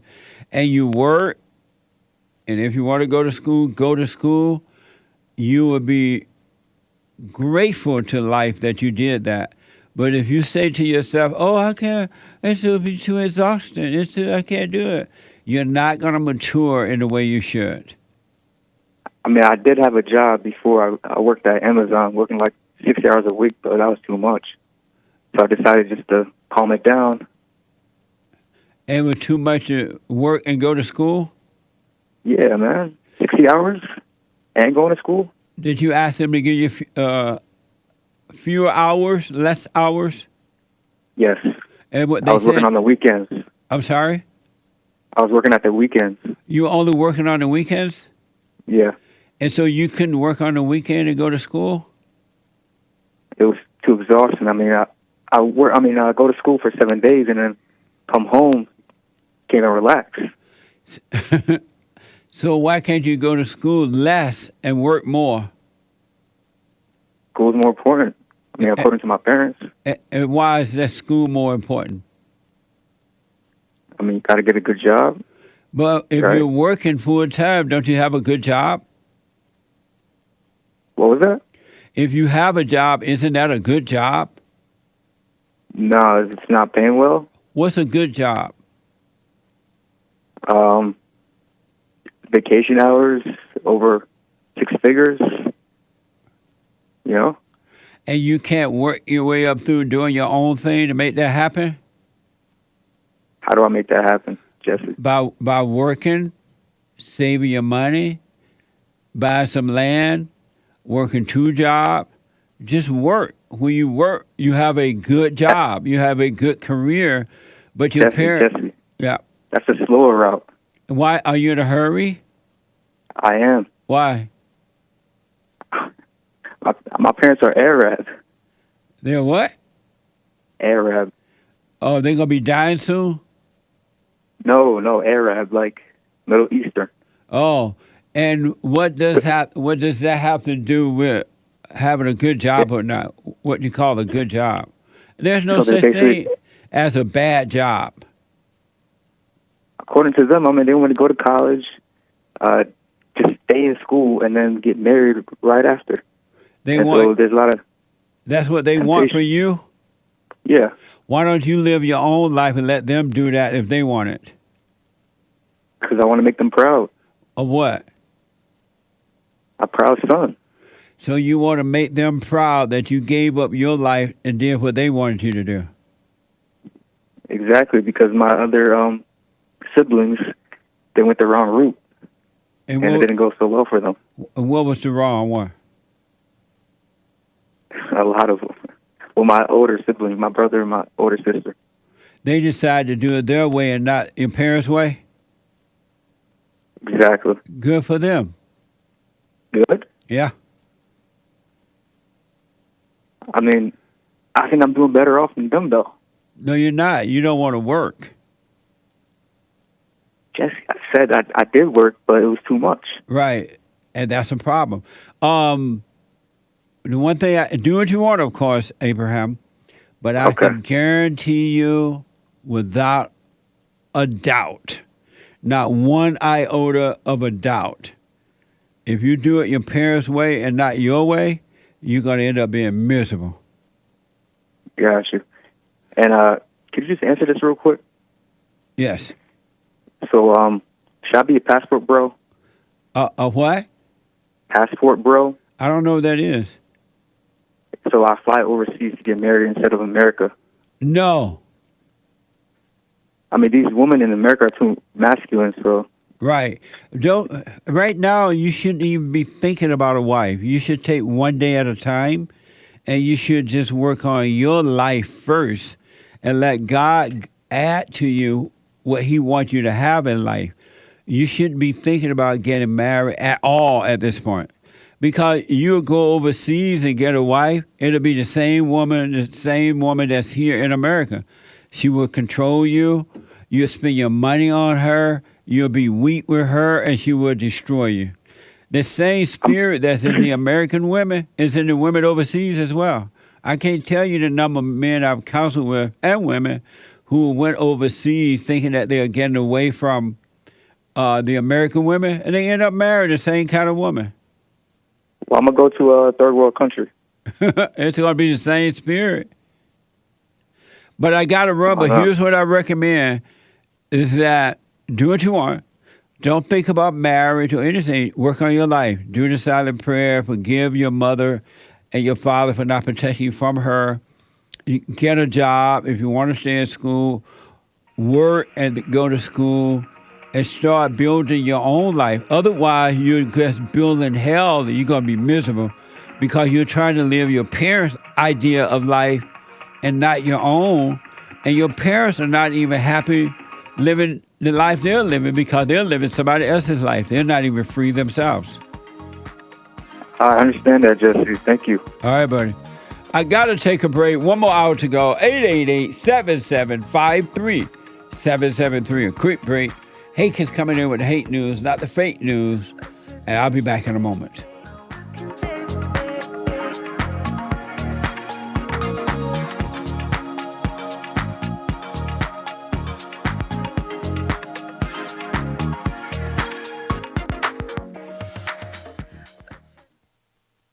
You can't run from evil within yourself or outside of self. You got to deal with it. And you need good in order to deal with evil. And God is good.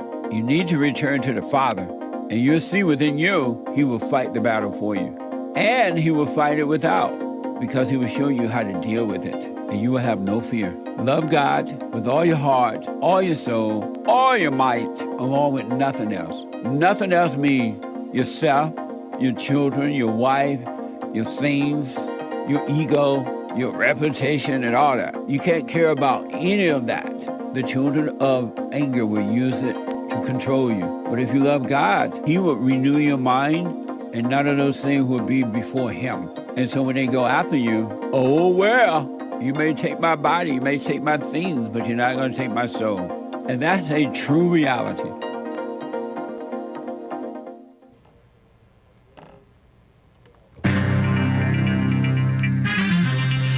Maybe Trayvon should have been in jail, might have been alive today had he had consequences.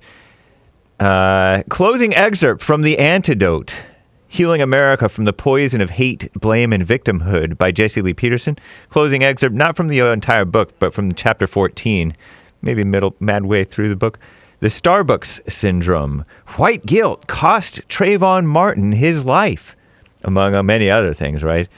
Trayvon had the misfortune of attending Miami-Dade County Public Schools. This is that young man who got shot and killed in self-defense by George Zimmerman in 2012. And Black Lives Matter started after him. Miami-Dade County Public Schools is one of the few districts with its own police department. School district executives decided to subvert the school-to-prison pipeline by giving students in-school punishments rather than arresting them for criminal offenses. They did this even before Obama had issued an executive order back in July of 2012 advising school districts to avoid methods that result in disparate use of disciplinary tools. The Black on the Inside White House back then claimed that this initiative would improve educational outcomes. Outcomes is a communist buzzword for African Americans, a communist buzzword for blacks. If it did not kill them first, right? On the night of February 26th, 2012, Trayvon Martin was enjoying the fruits of a similar prior policy. Instead of being back in Miami in a juvenile detention facility, he was wandering through the streets of Sanford, Florida, high and angry. On 2 occasions in the previous few months, school police had detained Trayvon Martin for what should have been crimes, once for drugs and another time for possession of allegedly stolen female jewelry and a burglary tool, a screwdriver. The police fudged his record in both cases to help the department lower arrest statistics for young black males, according to reports. Trayvon's high school did not even tell his own parents, supposed parents, right, the real reason that their son had been suspended from school. Fueled by marijuana and freed from the consequences of behavior, Trayvon was likely casing the residential community in which he was staying with his father's latest girlfriend when George Zimmerman saw him on that rainy February night. George Zimmerman's head, as you may know, was being bashed against the sidewalk and his life threatened allegedly when he shot and killed Trayvon Martin, we can only presume in self-defense. The outcome for Trayvon was fatal. The outcome for that school superintendent, however, who did not punish Trayvon, protected him from punishment.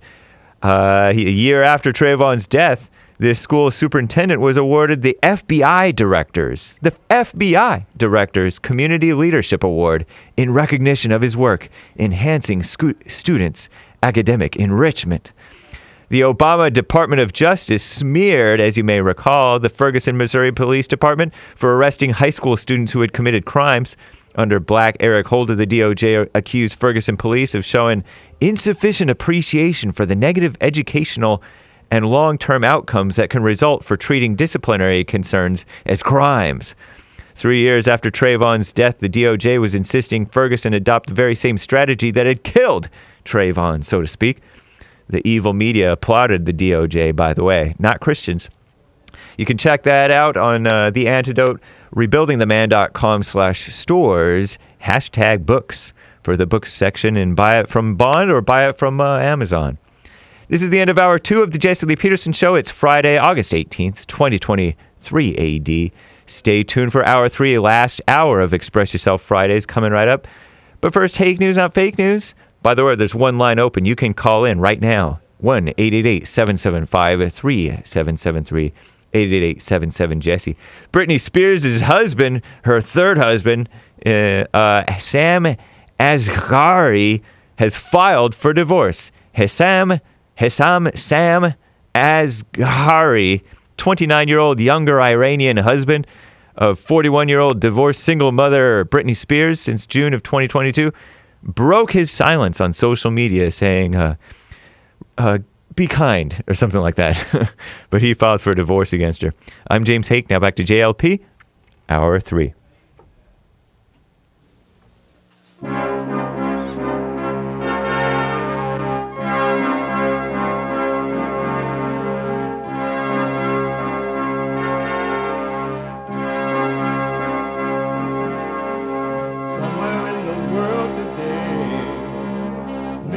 got to stand up strong, face the truth about themselves, to understand what went wrong. I know we can find a way. I know we can find a way. I know we can find a way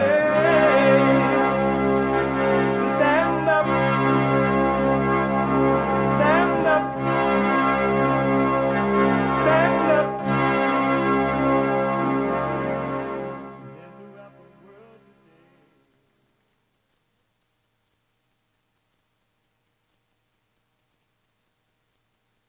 Uniting the races with truth instead of dividing them with lies. We're also rebuilding the family by rebuilding the man. I am Jesse Lee Peterson. Welcome to the third hour of the show already. What the third hour of the show. Happy Men History Month, by the way. August is Men History Month. You can get involved by calling 888-7753-773, 888-77-JESSE. My biblical question for this week, are you in control of your life? Are you in control of your life? Is you in control of your life? Are you in control of your life? We have every way that you can watch and support the show listed on JesseLeePeterson.com/show, JesseLeePeterson.com/show. And you can listen to the show on your iPhone or iPad if you're busy. You can't watch it. You want to podcast it later, you can do that. But if you are listening, want to listen while you work out or whatever you're doing, you can call the listen line at 641-793-1500, 641-793-1500 on your iPhone or your iPad. iPhone or iPad.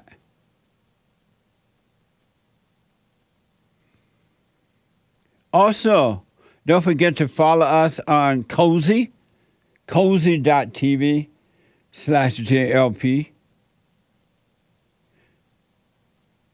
and Rumble. You got to know how to Rumble, right?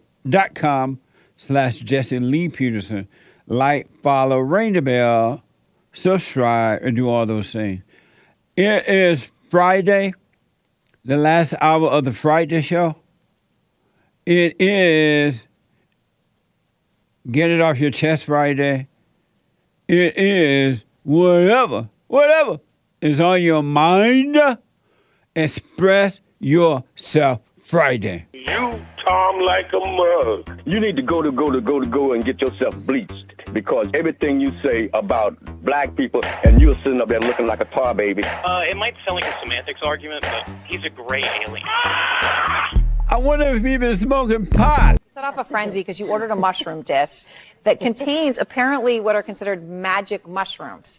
These mushrooms had hallucinogenic properties. I learned that later. I can tell you. We are back with some breaking economic data. The inflation rate hit 3.2%. Are you on drugs?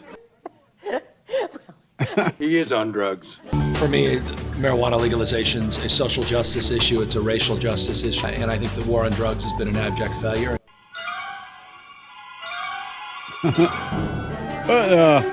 Coming out of the 60s. I grew up in San Francisco. I did inhale. I do not use crack cocaine. Yes, I have smoked crack cocaine. These people are drug dealers and drug users. And I'm not perfect. Maybe you are, but I'm not. Amazing. 888-775-3773. Before I get to your super chats and your phone calls, I want to take a moment for men history, a moment of men history moment. And Sean is here, my producer. An amazing men history moment story from about Robert Frost. Frost. Who is this from? Where we get this? It should be from Britannica. Britannica? Yeah. Is that a news site? I mean, a website? Right. It's kind of like Britannica? Britannica. Yeah, it's kind of like Wikipedia or something like that. Robert Frost was an American poet, admitted for his admired for his descriptions of rural life. His command of American speech and portraying ordinary people in everyday situations. Watch this from biography first. Robert Frost is one of the most widely read and beloved of American poets, as well as one of his greatest. Four-time Pulitzer Prize-winning poet, Robert Frost was a national celebrity, famous for writing poems about rural life using American colloquial speech. While most people associate Robert Frost with New England, he was born in San Francisco on March 26, 1874, and he moved to New England at age 11 after the death of his father. By the end of his career, Robert Frost was showered with honors. He received over 40 honorary degrees. He also received the Congressional Gold Medal and 4 Pulitzer Prizes. At the age of 86, in 1961, Robert Frost was asked to read at John Fitzgerald Kennedy's inauguration. The land was ours before we were the land. She was our land more than 100 years before we were her people. At the time, it was as much an honor for Kennedy as it was for Frost. Poetic to the end, Frost's tombstone read, "I had a lover's quarrel with the world." When Amherst College built the Robert Frost Library, Kennedy agreed to give the keynote address, and it was one of the great speeches of his presidency. In that speech, Kennedy wrote, "When power corrupts, poetry cleanses." He was thinking very much of Robert Frost as a poet who spoke truth to power. Amazing. And you say? Robert Frost, born in 1874, a while ago. And by the way, Sean is my producer, for those who don't know, and one of the experts here on the Jesse Peterson Show. Right. Repeat that. You say what now? Born in 1874, so long time ago. Long time ago. Yeah. What, yeah, it was a different country back then. he helped conquer the land from the Indians, right? I mean, was he one of the cowboys? No. He was a farmer. Nice. Yeah, he was more of a rural type of guy, homesteader. But yeah, poetry, back when people really appreciated language more than they do today. Yeah. Before phones, before television, maybe people had novels in their house, but a lot of the entertainment people got was from everyday conversation, and they took a more appreciation in language. And so they said in the description there that he had a command of the American English language. And he wasn't writing this elitist, just like, a lot of the other guys we talk about. This was poetry for everyday people and about everyday people. Nice. There's a painter out there, Norman Rockwell. You probably may have heard of him. I have. He just painted scenes of everyday American life, exalting regular, ordinary people. So Robert Frost used what they call colloquial language, and it's language used in ordinary or familiar conversation. It's not formal language. It's not literary language. Language used in everyday conversation. So he took everyday conversations and turned them into poetry. Amazing. So they say that when he was little, when he was sitting in his bedroom when he was little, he would hear conversations through the door. Conversations you hear in another room. Right. You can tell what they're about without hearing what they're actually saying. Yeah. So it's like the music of a conversation will tell you what the conversation is about. Nice. Just the tone, just by people's tone, you can hear what they're talking about without knowing the actual words. Yeah. So his poetry is very much like that. Amazing. They don't make them like they used to. Right. What? Right. Here is one of his most well-known poems. This poem is called "The Road Less Traveled." Right. This is from Dare to Rise. Watch this. Two roads diverged in a yellow wood, and sorry I could not travel both and be one traveler. Long I stood and looked down one as far as I could to where it bent in the undergrowth, then took the other as just as fair, and having perhaps the better claim because it was grassy and wanted wear. Though as for that, the passing there had worn them really about the same, and both that morning equally lay in leaves no step had trodden black. Oh, I kept the first for another day, yet knowing how way leads on to way, I doubted if I should ever come back. I shall be telling this with a sigh somewhere ages and ages hence. Two roads diverged in a wood, and I took the one less traveled by, and that has made all the difference.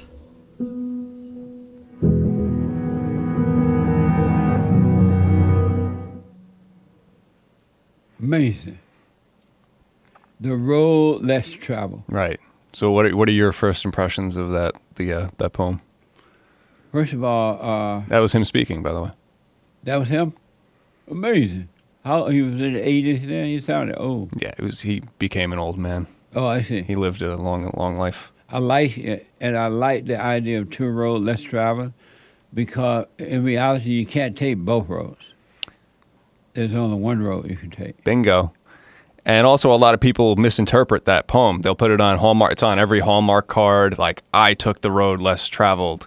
But a lot of people misinterpret it because there's a lot of hidden meanings. You know, he's looking back, he's telling it with a sigh. He's talking about how they're both similar roads. Yeah. That really one wasn't any better than the other. Yeah. So it's almost like he knew that he had a decision, but it wasn't much of a decision at all. Like, it really doesn't matter which road. And also, when most people hear that, they assume he meant physical roads. Yeah. We were talking about spiritual road, that straight and narrow path, as opposed to that wide road that leads to destruction.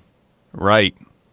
Love that. You know, poetic meanings in certain images. Yeah. When we were talking about Hemingway, and he was looking over the bridge and he saw the fish in the water, the trout, and so the trout was keeping itself steady. So from Nick, who's standing on the bridge, he's looking down in the water, and the trout is steady in the water, but the stream is moving. So from the trout's point of view, it's moving through the stream, but from his point of view, the trout is steady in the water. Yeah. So you can be sure that he had that image in his head as something other than what it literally was. Absolutely. And that could represent any number of things. You know, it has such a powerful, wide-ranging meaning. Well, one thing for sure, black men and white men were wiser back then than they are now, period. If I hadn't grown up in the era, in my generation era where men were still wise, I would think this dumb as they are today. Right. There would be nothing to compare it to. Right. Because the fathers are not setting a good example of wisdom in the homes, and the schools are not. And matter of fact, they banned books like that and poems that put out real stuff. So you don't know, you have nothing to compare it to. They want you distracted. Yeah. And that was a world with less distractions. Absolutely. 100%, man. Less distractions. What a mess. According to Robert Frost.org, Robert once said, it's a funny thing that when a man hasn't anything on earth to worry about, he goes off and get married. What the? When a man hasn't anything on earth to worry about, he goes off and get married. What the? Yep. Perfect. That's amazing. Yep. Robert Frost. Right. Amazing. Anything Yep. else about him that you want to add or anything? No, we have a perfect clip for that quote though. Yeah, again, I'll quote the quote. Robert Frost once said, according to robertfrost.org, it is a funny thing that when a man hasn't anything on earth to worry about, he goes off and get married. And this is what, quote unquote, this is what he was talking about. Walking into hell. Watch this from TikTok. For better. For worse. For worse. For richer. For richer. For poor. For poorer.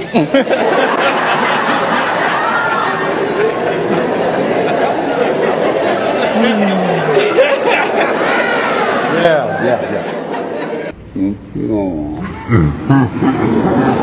We hit that snag about 20 times in counseling. Brill made it very clear to Jonathan, you cannot be broke. In sickness. In sickness. And in health. And in health. To love. To love. Cherish. Cherish. And to obey. We didn't talk about that one in counseling. We did talk about that in counseling. Yes, we did. Wow. So you want me to repeat that again? You want to just keep going? I think we can keep going. All right. Wow. He should have ended that right there. No, instead he just laughed it off. Everything's going to be fine. Laughed right into hell. She took such joy in being disobedient. Isn't that amazing? He's standing there about to marry the devil, and the devil tells him, I'm not going to follow you. I'm not going to obey you. He still does it. Right. And the minister, I guess there. The pastor. He's giving them counseling beforehand. Yeah. And yeah, as soon as they brought up obey, she just, that's it. That was it for her. So, poor guy. Best of luck to them. I'm telling you. She said, I'm not going to obey you, and you better have some money. I would say, you know what? Anyone in this audience believe that this marriage should not happen, speak your piece or forever be quiet. Yeah. I would have stood there and spoke my piece. This is over. I ain't doing this. Yep. I wonder what's the over-under on how long that marriage is going to last. Until the day after the honeymoon. Right. What a mess. Thank you, man. Yeah, no problem. Amazing man history month. Thank you. Sure. I do appreciate it. What a mess. Grandpa, tell me about the good old days.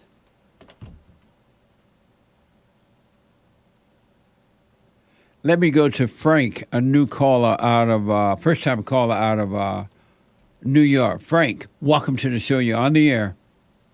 Hi, Jesse. Yeah, I have a question for that father-son issue. Yes. Yeah, I was married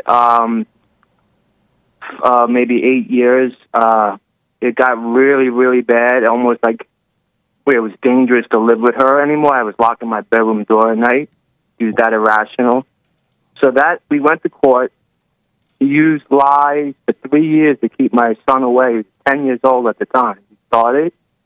So for 3 years, she kept him away with lies. Blatant, straight-up lies. No proof, nothing. Yeah. Yeah. So recently, he had a phone, so I started to call him. Every time I try to spend time with him, it's like there's a resistance there. I know she totally poisoned him against me. I know that. But I'm trying to rebuild and do damage control, what she did with my son. But every time I try to spend time with him, there's resistance. I can feel it coming from him. And deep down, I think he really loves me. But I think if he spends any time with me, when he goes back home, he catches hell from her. Yeah. I think that's what it is. 100%. So my question is, I don't want to feel like I'm forcing myself on him by keep calling, try to spend time with him and all that. Basically, my question is, do I take it, him reach out to me, or keep pursuing to undo the damage that she's done to him. How old is he? Now he's 16, about to turn 17. And so does he ever call you? If I don't call him, it's like if a blue moon. It's like pretty much never. It's always me reaching out to him, like 99.99% of the time. And he knows that he can call you and come over or whenever he wants to? Yeah, I told him my door's always open to him. Will always be open to him. Anytime he needs me, I'm just a phone call away. And what does he say when you let him know that? See, when I'm with him, he agrees with everything. Like, he's like, yeah, you're right. Everything, I'm right about everything. But once he's not in my presence, whatever, it's almost like he reverts back to trying to avoid me. And it's kind of strange. I don't know what it is. But there's definitely like resistance there. And we've always had a good relationship, me and him. I've never been abusive in any way, verbally, physically, never. I've always tried to make when we do hang out, the rare times I actually get to hang out with him, I make the days enjoyable as I can for him. But I feel like I'm forcing myself on somebody. Like, if he don't want to hang out, then I find myself sometimes getting angry at him, and I know I shouldn't because it's really not his fault. Right. Absolutely. And I fight that not to get angry at him. So, like, should I step back and wait for him to call me? And then I tried that, and months went by, he didn't call. And then I'm like, I felt kind of guilty, like maybe I'm not being a good father. Maybe I should be the bigger man and keep going, reaching out to him. The one thing I can promise you, that if you don't back off, you're going to regret it because he sees that as a weakness, and he's going to be expecting you to give him money and do this for him and do that for him. Because he's 16, he know now he can call you, he can come by. I would check in once in a while with him, but I wouldn't do it often. And what I got I'm sorry? What do you think, like once a month? Well, you decide on that. Have a wait-and-see attitude, but I wouldn't be calling him all the time. I wouldn't be trying to ask him to come over all the time. And when you get with him, make sure you don't spend a lot of money on him because he know that you're being weak and that you have guilt. And he's taking advantage of that. Yeah. So basically, just step back and give it some space. Yes, absolutely. Oh, okay. Yeah, no. When we hang out, the only thing I spend money on is food. You know what I mean? Like just lunch and stuff like that. And right, but make sure you don't shower him with things. And I would call him once in a while. But you got to back off so that he can start putting in that effort as well. Otherwise, he'll see you as being weak, and he'll make you put in all the effort, and he'll be resenting you for it. Okay. Yeah, I thought that's what you were going to advise. I just wanted to confirm it. Yeah. Yeah, and that feeling as all the time goes by and he doesn't call me, like I said, I start feeling a little guilty, like, oh, maybe I should be the bigger man. I'm his dad. I should be, like, going to him. And, because my main goal is, like, to undo the damage. I'm sorry? My main goal with him is to undo the damage that she's done to him by poisoning him constantly over the years against me. What an evil woman, huh? It's amazing. Oh, yeah. I mean, I'm keeping it short respectfully for you and your show. I could talk to you for hours about the crap she's done. It's amazing. And I blame the system, too, because she's going to court doing all this with absolutely zero proof any of it ever happened, because it didn't. She's making it up with no proof. Zero. And knowing that, why did you even bother to go to court to fight over it?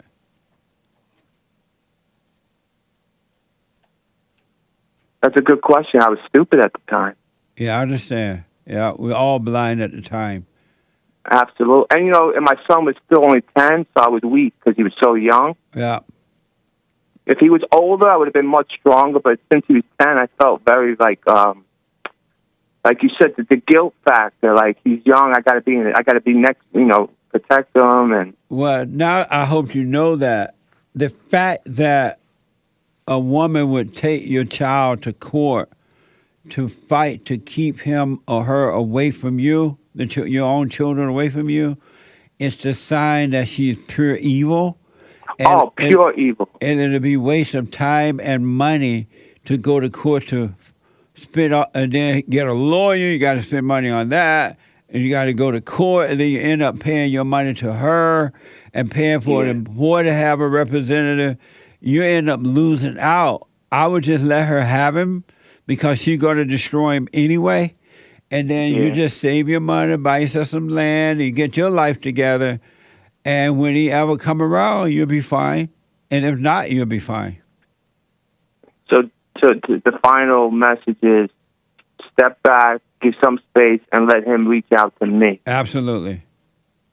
And when the feeling of guilt comes along, oh, you let him down, you the father, you need to save him from his mother. Don't fall for that. That's a setup. You should never do anything out of guilt.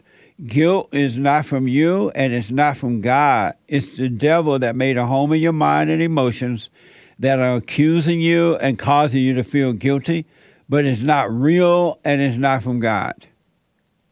Yeah, because in my heart, I know I've always treated him well. Yeah. And I've always looked out for him. Yeah. I try to protect him, It's hard to protect your children from the woman when she's evil like that, because even if when you're not around or when you're around, she's still going to destroy your children. She has no love. Yeah, absolutely. And the system just caters to these evil women. That's another issue. They don't have to produce any proof of anything. They could just say it, and they're just taken as truth with no proof. And because of their evil heart, that's why they do it, because they know the court is going to believe them anyway without question. And that the court hate men, and it's going to help the woman to destroy your children. Absolutely. And she knows, too, I was always good to my son. The issue is just with her. She's just pure evil. She's way beyond mean. She's just evil. And fathers love their children. When they leave the woman. They don't leave the children. They love their children. And Jesse, when we were still living in the same home together, all three of us, when I be playing with him, because he was still real young, we'd be wrestling like fathers do and stuff, and he'd be laughing. She'd be coming out of her room giving us dirty looks because we were having fun. Yes. She was jealous. Absolutely. The worst thing that can happen to the children or child that's close to their father, it brings out the evil in the mother, and she will destroy the children because they love their father. And God forbid, if they love their father, they look like the father, it brings out the worst in the mother, and she'll give his children, whether boy or girl, the worst. All hell comes out, and the kids suffer for it.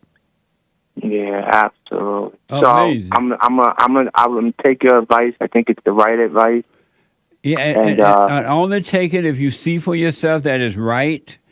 And but you got to let the guilt go. So you don't want to operate out of guilt. All guilt and thoughts and emotions are lies, is evil. So you definitely don't want to do anything out of guilt. Deep down, I know if I analyze it, I really don't have nothing to really be guilty because she caused this whole hell of a mess. She did. Absolutely. Not that I'm perfect. Nobody's perfect, but she, I could talk to you for hours, the evil stuff she's done. But I'm gonna take your advice. I think you got true wisdom. And God bless you. And you have a great rest of the day. You too, buddy. I wish you well. All right. I appreciate it. Stay well. Okay. Amazing. It's horrible what mothers do to children, and they blame it on the man. The treasure chest is now open on D-Live. When I come back from this break, your phone calls and super chats. Back in a moment.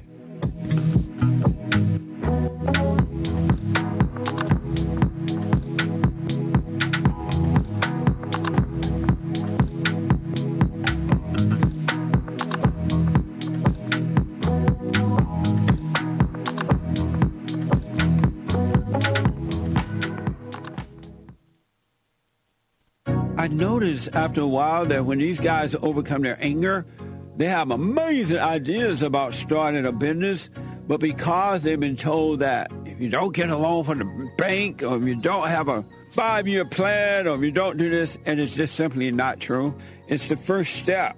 With faith, then all things are possible. So, but the most important thing is to return to the Father. That yearning that you have, that emptiness, that void, is not for more stuff.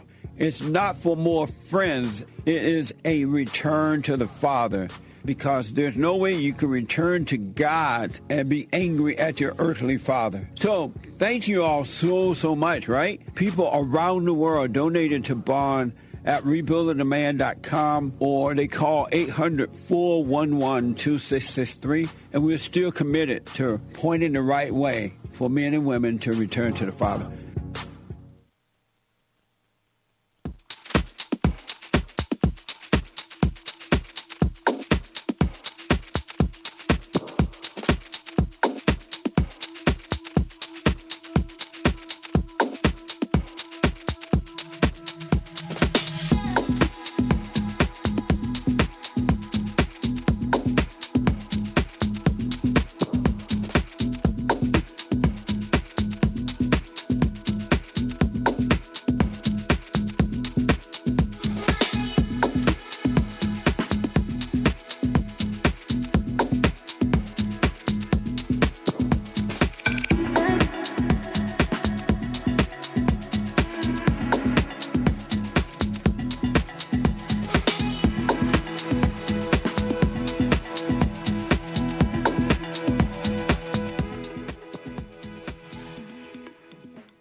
Last night we had the Women's Forum every third Thursday night, right? It was an amazing meeting,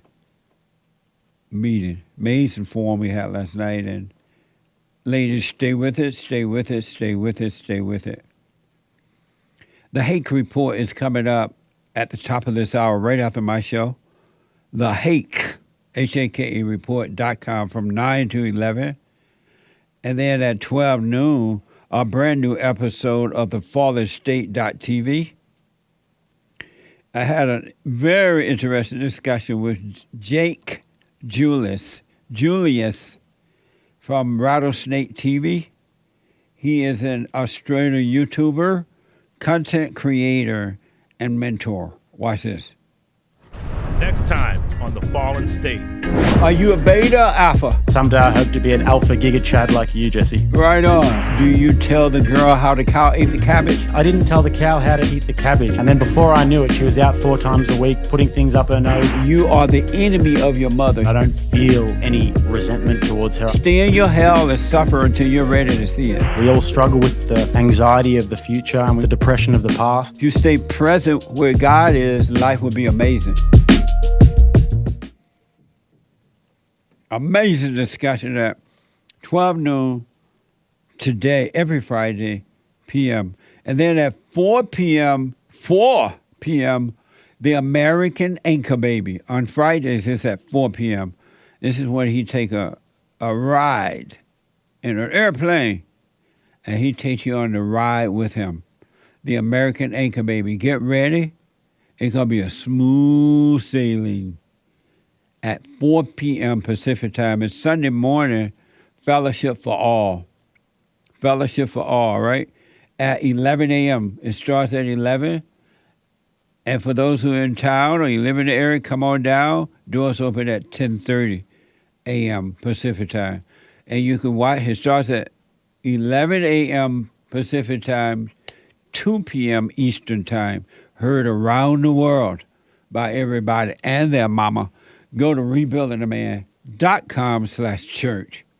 Rebuildingtheman.com/church.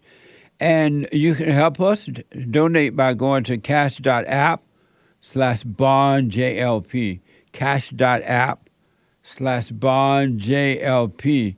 And to donate and have your comments read out loud, go to buymeacoffee.com/JLP talk. buymeacoffee.com/JLP talk. And as I said, right now you can't donate on YouTube. You can go to rebuildingtheman.com. You can make donations there. Rebuildingtheman.com. And thank you all for your support. We got a lot to do, and because of you, we're able to get a lot done. It takes all of us, and I do appreciate it.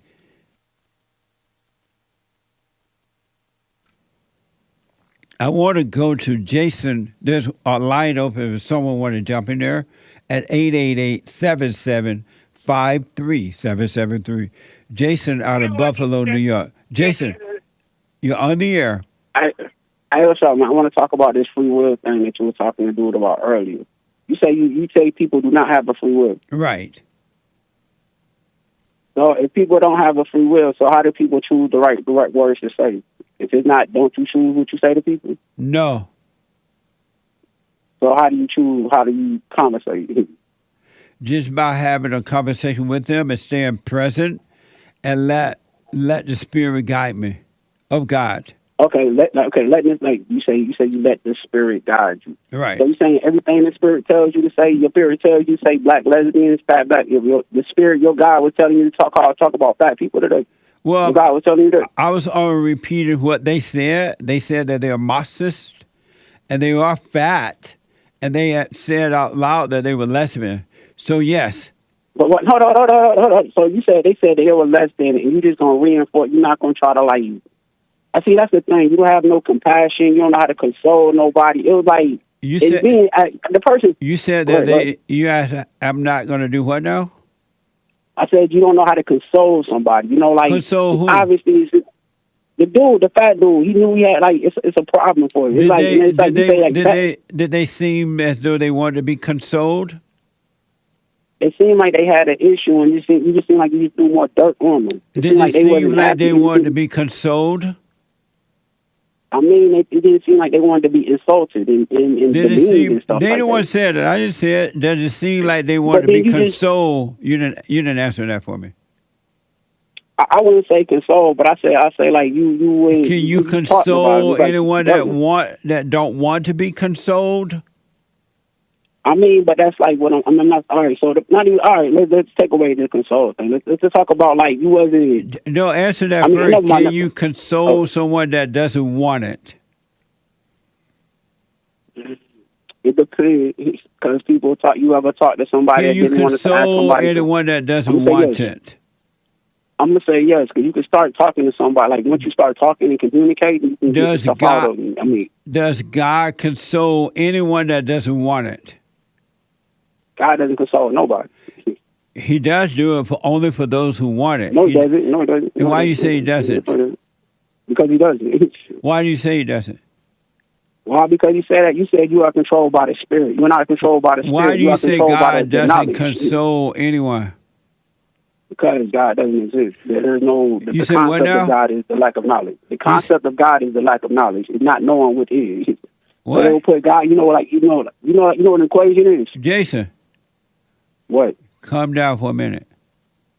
Oh, why do you say God does not console anyone? He doesn't communicate. He doesn't talk to people. You say, how do you know that?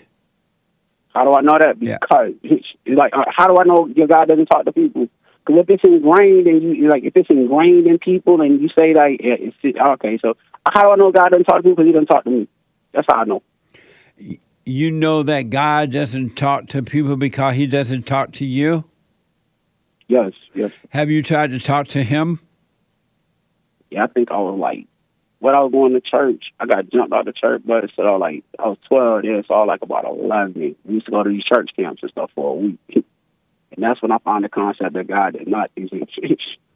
That's when you were going to church at 11, you realized God does not exist? Yeah, it was like, I think I might have just turned 12. I think I was 11, about to turn 12 over that summer that we were going to a church camp. And that's when I figured out, like, it's not believable. It's not rational thinking. It's not logical. It's too many loopholes, and there's too many questions that can't be answered.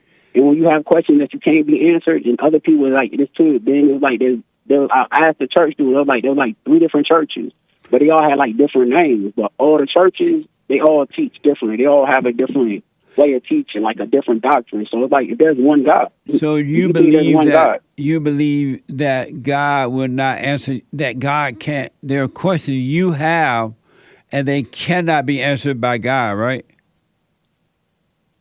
Yeah, I'm saying God can answer the question. Yes, I'm exactly saying that. That is exactly what I'm saying. And because of that, you gave up. It ain't that I gave up. It's like I'm not going to put my faith in something. I'm not going to put that type of energy in something that I can't get no results out of. Amazing. And are you getting results now? I mean, I'm content with my life. There's some choices that I should have did differently, but like as far as like the knowledge and that where I'm at good health. I know a lot, and I'm not out there. I'm not on drugs. I'm not in a toxic relationship. I don't have a whole bunch of kids running around. So I think I did pretty good. Do you have any kids? Not that I know of. And so are you getting results now in life? I mean, you can only get results. The stuff that I do is the reason why I get results. I get up every morning. Are you getting results now in life? Yes, I am. I'm getting a lot of results now. And the results that you're getting, are they good results? Yes, they are, because I put in the work to get the good results. Amazing. Okay. Well, you stay in you stay with that and see how far that gets you in life, okay? No. I mean, hey, but back to you, like, but you never answered the initial question. You said you have free will, and I told you, like, you said, like, we were talking about the spirit. You said the spirit guides you on what to say, right? Yeah. You said that you don't believe that we have you. Do you believe that you do have a free will? Yes, I do have a free will. Because I can tell you to shut up. I can call you stupid, and that's me telling you to do that. That is not your God influencing me. If you have a free will, tell your thoughts never to think for you again. What you mean? Tell my thoughts to never think for me. Stop thinking. If you have a free will, stop thinking. You can't do that. You can't. Why would I want to tell myself to stop thinking? Why would I want to do that? If you have a free will, get rid of your fear. What am I afraid of? Tell me what I'm afraid of. You're the one afraid for the country. You're the one that fear what's going on. You're the one that don't see I'm talking about your fear inside of you. If you have a free will... What fear? What am I afraid of? Tell me what I'm afraid of. Tell me what am I afraid of? If you have a free will, get rid of your anger and your free will right now. I don't want to, like, first of all, I wouldn't want to get rid of my anger because I like the anger. I mean, the anger is where you get, like, the motivation to do stuff. You got to be mad at something. Like, for me, it works for me to be mad at something, to get, like, to be angry about it, for me to get motivated, to get, like, aggressive about it, take an active approach. You like your anger? Oh, yes, I love my anger. And I love my demeanor. And you love the fear that comes with anger? What fear? What fear comes with anger? What is the fear? The fear that you feel within. You love that fear that comes. Hold on, wait. You love that fear. Jason, you love that fear that comes with anger? There's no fear with anger. No, you have fear. And I asked you like 3 times, what am I afraid of? Tell me what I'm afraid of. You have fear within. Of what? What? What am I afraid of within me? I know me. That's the thing, though. See, I'm not afraid of nothing within me. I know me. No, you don't. You don't know nothing without for sure. a doubt. You're lying. You're lying. Stop lying. Stop lying. For sure, and without a doubt, you have fear. Stop lying, Jesse Peterson. All right, but suffer with your anger. Love your anger. He said you love it. Love it. I told you, some people love their hell. They love their hell. Let me go to a first-time caller, Nick, out of San Diego. Nick, welcome to the show. You're on the air. Hi, Jesse. Thanks for taking my call. Yes, sir. It's kind of surreal. I didn't expect first thing in the morning to reach you. I just wanted to thank you for kind of guiding me to the right path in life, and you've helped me find God again. And by watching your content, I've achieved a lot of peace in life. I just wanted to thank you. You're welcome, man. Stay with it. Stay with it. Stay with it. You haven't seen anything. It get clearer and clearer and clearer. I've been doing the silent prayer every morning. I still need to do it at night, but I've been checking into your Bond YouTube channel, which is Rebuilding the Man, and you have a bunch of great, I think you call them fellowships. Yeah. I was raised in a Catholic family, and for a while I kind of resented the idea of religion. I just turned 22, so I'm fairly young, and for most of my life I kind of resented religion, but I'm in a place now where I feel like living within or connected with my spirit, as opposed to identifying with my body and my mind. Right on. Right on. Yeah, I just want to. You're a great man and a beautiful person. I just want to call in, and again, I wasn't expecting this, so this is really great to hear from you. You too, man. One last thing before we run here. Did you forgive your mother? I did. I went to her, and I was afraid of that for a little bit, and I just said, I'm sorry for resenting you for a lot of my life, and I was wrong, and you did pretty much like you did the best you could, and I love you. And what'd she say? She was kind of like shocked at first. She's like, "Oh, I didn't know that," and but yeah, I had for the longest time. Especially like during my teenage years, like 13 to 18, when I was still in high school and middle school, and I had a lot of anger towards her, and kind of like almost like blamed her for the situation that I was in. And now that I'm like free of that, like I just treat people with a more open heart, and absolutely. And when you ask your father to help you deal with your mother, what would he say? Would he help you deal with her when you were growing up? What was the question? When you were a teenager and you would ask your father to help you deal with your mother, did he help you? I never asked my father either. I held a lot of anger towards him as well, and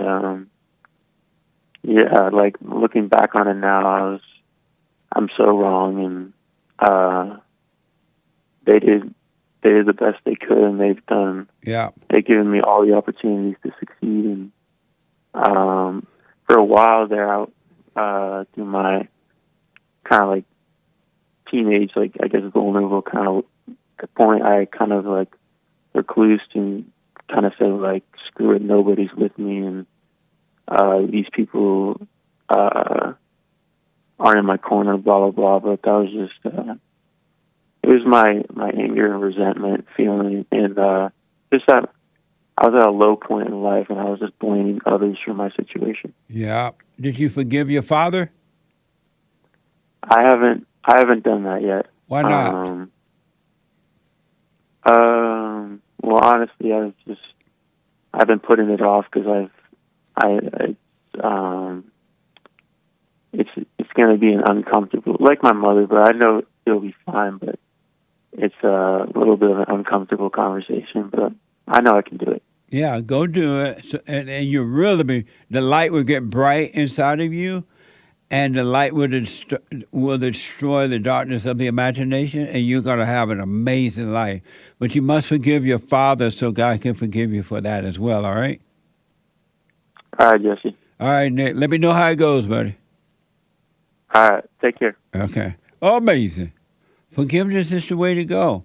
Forgive your mama and return to your father by forgiving him. Super chat. Super. Super chats. I'll get back to the calls here in a minute. 888-77 Jesse. Yes, sir. Over on Buy Me a Coffee. Buy me a coffee. From someone. They are now a member. And their name is someone? Yeah. Nice.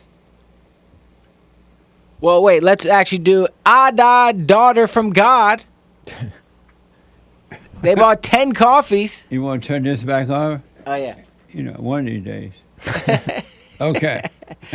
You guys are awesome. Thanks. Thank you. Appreciate it.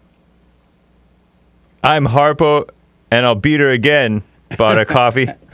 You told Harpo to beat me. What's up, Jesse? Why do people they'd be like a robot if they let go of emotions? Why do people think that they'd be like a robot if they let go of emotions? Because they are thinking that, and all thoughts are all lies all the time about anything. Amazing, huh? Thank you. I'm Harpo, and I'll beat her again continues with this super chat saying, I think it's the total opposite. of a robot, because when you are emotional, you can be controlled just like a robot. Angry people are robots. Absolutely. You see where I'm coming from? Much love. Thank you. You're absolutely right. Amazing. Tabor J. Eaton bought a coffee. My wife seems to have a problem with everyone. What the? Pretty funny. Watch out. Don't make children with her. Amazing. Thank you. Star Delilah Sion bought a coffee. Jesse, smiley face emoji. You just did a traditional Ethiopian dance. Are you practicing for your African wedding? Mommy Africa. That's not dancing. America. Ain't no Mamma soul in mia. that. America's finished, she says. You might as well come to Mommy Africa. No way, Jose. Thank you. Star Delilah says, Indian guy need to work on his own third world country, India, and leave America alone. We need a patriot. Yeah. Since they won't let Donald Trump in, it's best to have a patriot American in. But that won't happen either. At this point, the country is at the mercy of the corrupt politicians on both sides. Other than, and I wouldn't write off Donald Trump yet. Have a wait to see. But other than Donald Trump, there is nothing, no one in the Republican that's running that's worth a vote. Not one. Mike Young bought a coffee. Hey, Jesse, what is systematic racism? Because if the blacks had any sense to realize that there's nowhere else to go but maybe Mama Africa, then they should be grateful to go sit down somewhere. Yeah, in your face, Breakfast Club. Bravo, Larry Elder, he says. Amazing. Thank you. Mr. Pink bought a coffee. Jesse, cracking me up with the people in Africa dance. Hey, cracking me up with the mock change shirt with his face on. Oh, nice. Yeah. Hassan cracking up in the background. Amazing show this morning. Just FYI. Amazing. Thank you. I'm Harpo, and I'll beat her again, bought a coffee. I just got a movie suggestion. Fear. Shows you where you will believe in your fears. You'll end up falling victim to them. Yeah. And that fear is not real, but an illusion. Absolutely. And a movie suggestion that he shares shows you why you shouldn't put anyone, even your kids, before God. And also shows that greater is he that's in you. I highly suggest you check them out. Thank you. Amazing. I appreciate that. And Ada, daughter from God, bought 10 coffees. You guys are awesome. Thanks. Thank you. Thanks for helping us. And as Hassan started, someone is now a member asking about the fallen Messiah, supporting all that Obama gay stuff. Yeah. I don't know what was up with Obama and that. Yep. Man, I've never seen a president start out with that kind of stuff. Yep. Terrible. And thank you, guys. I do believe that is all for now. Amazing. Oh. Yeah. Amazing. Thank you. Did we open the treasure chest? Yeah, we did. Thank you. Oh, good. Thank you. Amazing. We did it. Thank you. I do appreciate it. Let me go to Darius out of Texas. Darius, welcome to the show. You're on the air. Hey, what's up, Jesse? All right. All is well. Yes, sir. So first off, I have a question, and I wanted to make a statement as well, if that's okay, and I'll be short. So to the previous caller prior to the one you were just talking to, the guy that was just very combative, it is amazing that my generation, and I'm only 32, and I once was 22, but it is so amazing that my generation and the generation after me has so much knowledge and information to give back to you, a man that's been here, done this, experienced this, seeing change, seeing so much going on in the society, and it's just so hard for the younger generation just to even listen to a man that even tells you, I was born on a plantation, and that still isn't good enough for him. So I just wanted to call that out with my generation. You know, we don't listen. We always talk, but we don't know how to shut our mouths and open our ears and just listen, even if it's information that we don't want to hear, but just listen. So I just wanted to call that out. Right on. They've been so brainwashed, Darius. It's hard for the ego to be quiet, to be still and hear the truth. That's amazing. That's a nice call out to you. Absolutely right about that. Thank you, buddy. I'm out of time. The Hake report is coming up now. And at 12 noon, the Fallen State. And at 4 p.m., the American Anchor Baby. All right? Become your own man. Become your own woman. Go and forgive. Do the silent prayer. It's a spiritual battle. It's not physical. Tony from California and the other callers, I am so out of time. I'll see you at Fellowship on Sunday, folks, at 11 a.m. Pacific Time, 2 p.m. Eastern Time. Have a good week, and thank you for the super chats and your support. We got a lot to do. We can't do it without you. Thank you. I appreciate it. Have a good report. The Hake report is coming up now.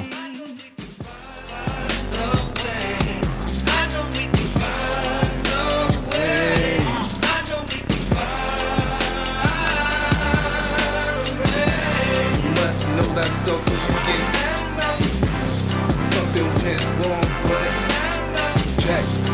I had to get on the track one time. Joel Friday here. Check. Look, stand up. Stand up, we got fighting to do. We gotta show him who boss. He put a Viking in you. He put that lightning in you. Igniting the truth. But you beg and blame and lie and hate and never wanna stand for the truth. So what you planning to do? You understand in the lose. You better go talk to your mama. Better stop at the drama. Better drop all the trauma. Boy, you better stand up and up. Put your hand up and hut. Cause if we don't, then we lose. And then we gotta hear the fake news. Whoa.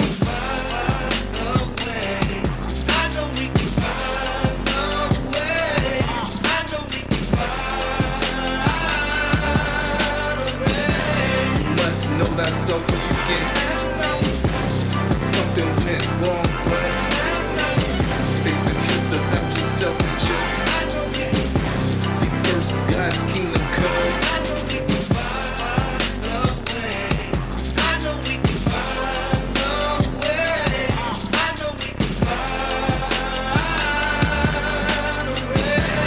must know that so you get something went wrong, but face the truth about yourself and just seek first God's kingdom, cause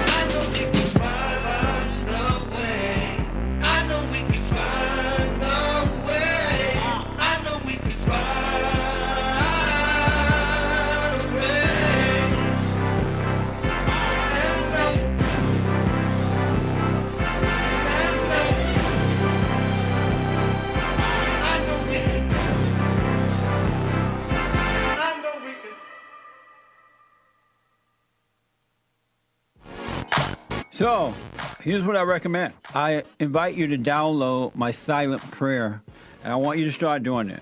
You just download it, get the points of how to do it, and then after a while, you just do it on your own. It's going to point you in the right direction that your life will be returned to you from God. He will give you your life back, because anyone and all people who has anger, they're not themselves. You are the person that you are angry at. That's why it's so important to get to know yourself so that you can see who you're angry at. And if you're doing the hooping and hollering prayers and things like that, some people get up, oh, praise the Lord, hoop and holler, bless my mama, bless my daddy. Continue to do it. Do both. You will see if you want to stay with the hooping and hollering or do you want to be still and know God. So my gift to you, no charge, at rebuildingtheman.com/church.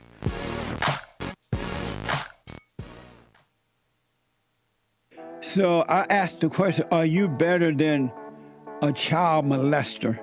I've discovered over the 30 years of counseling, the one thing that's missing,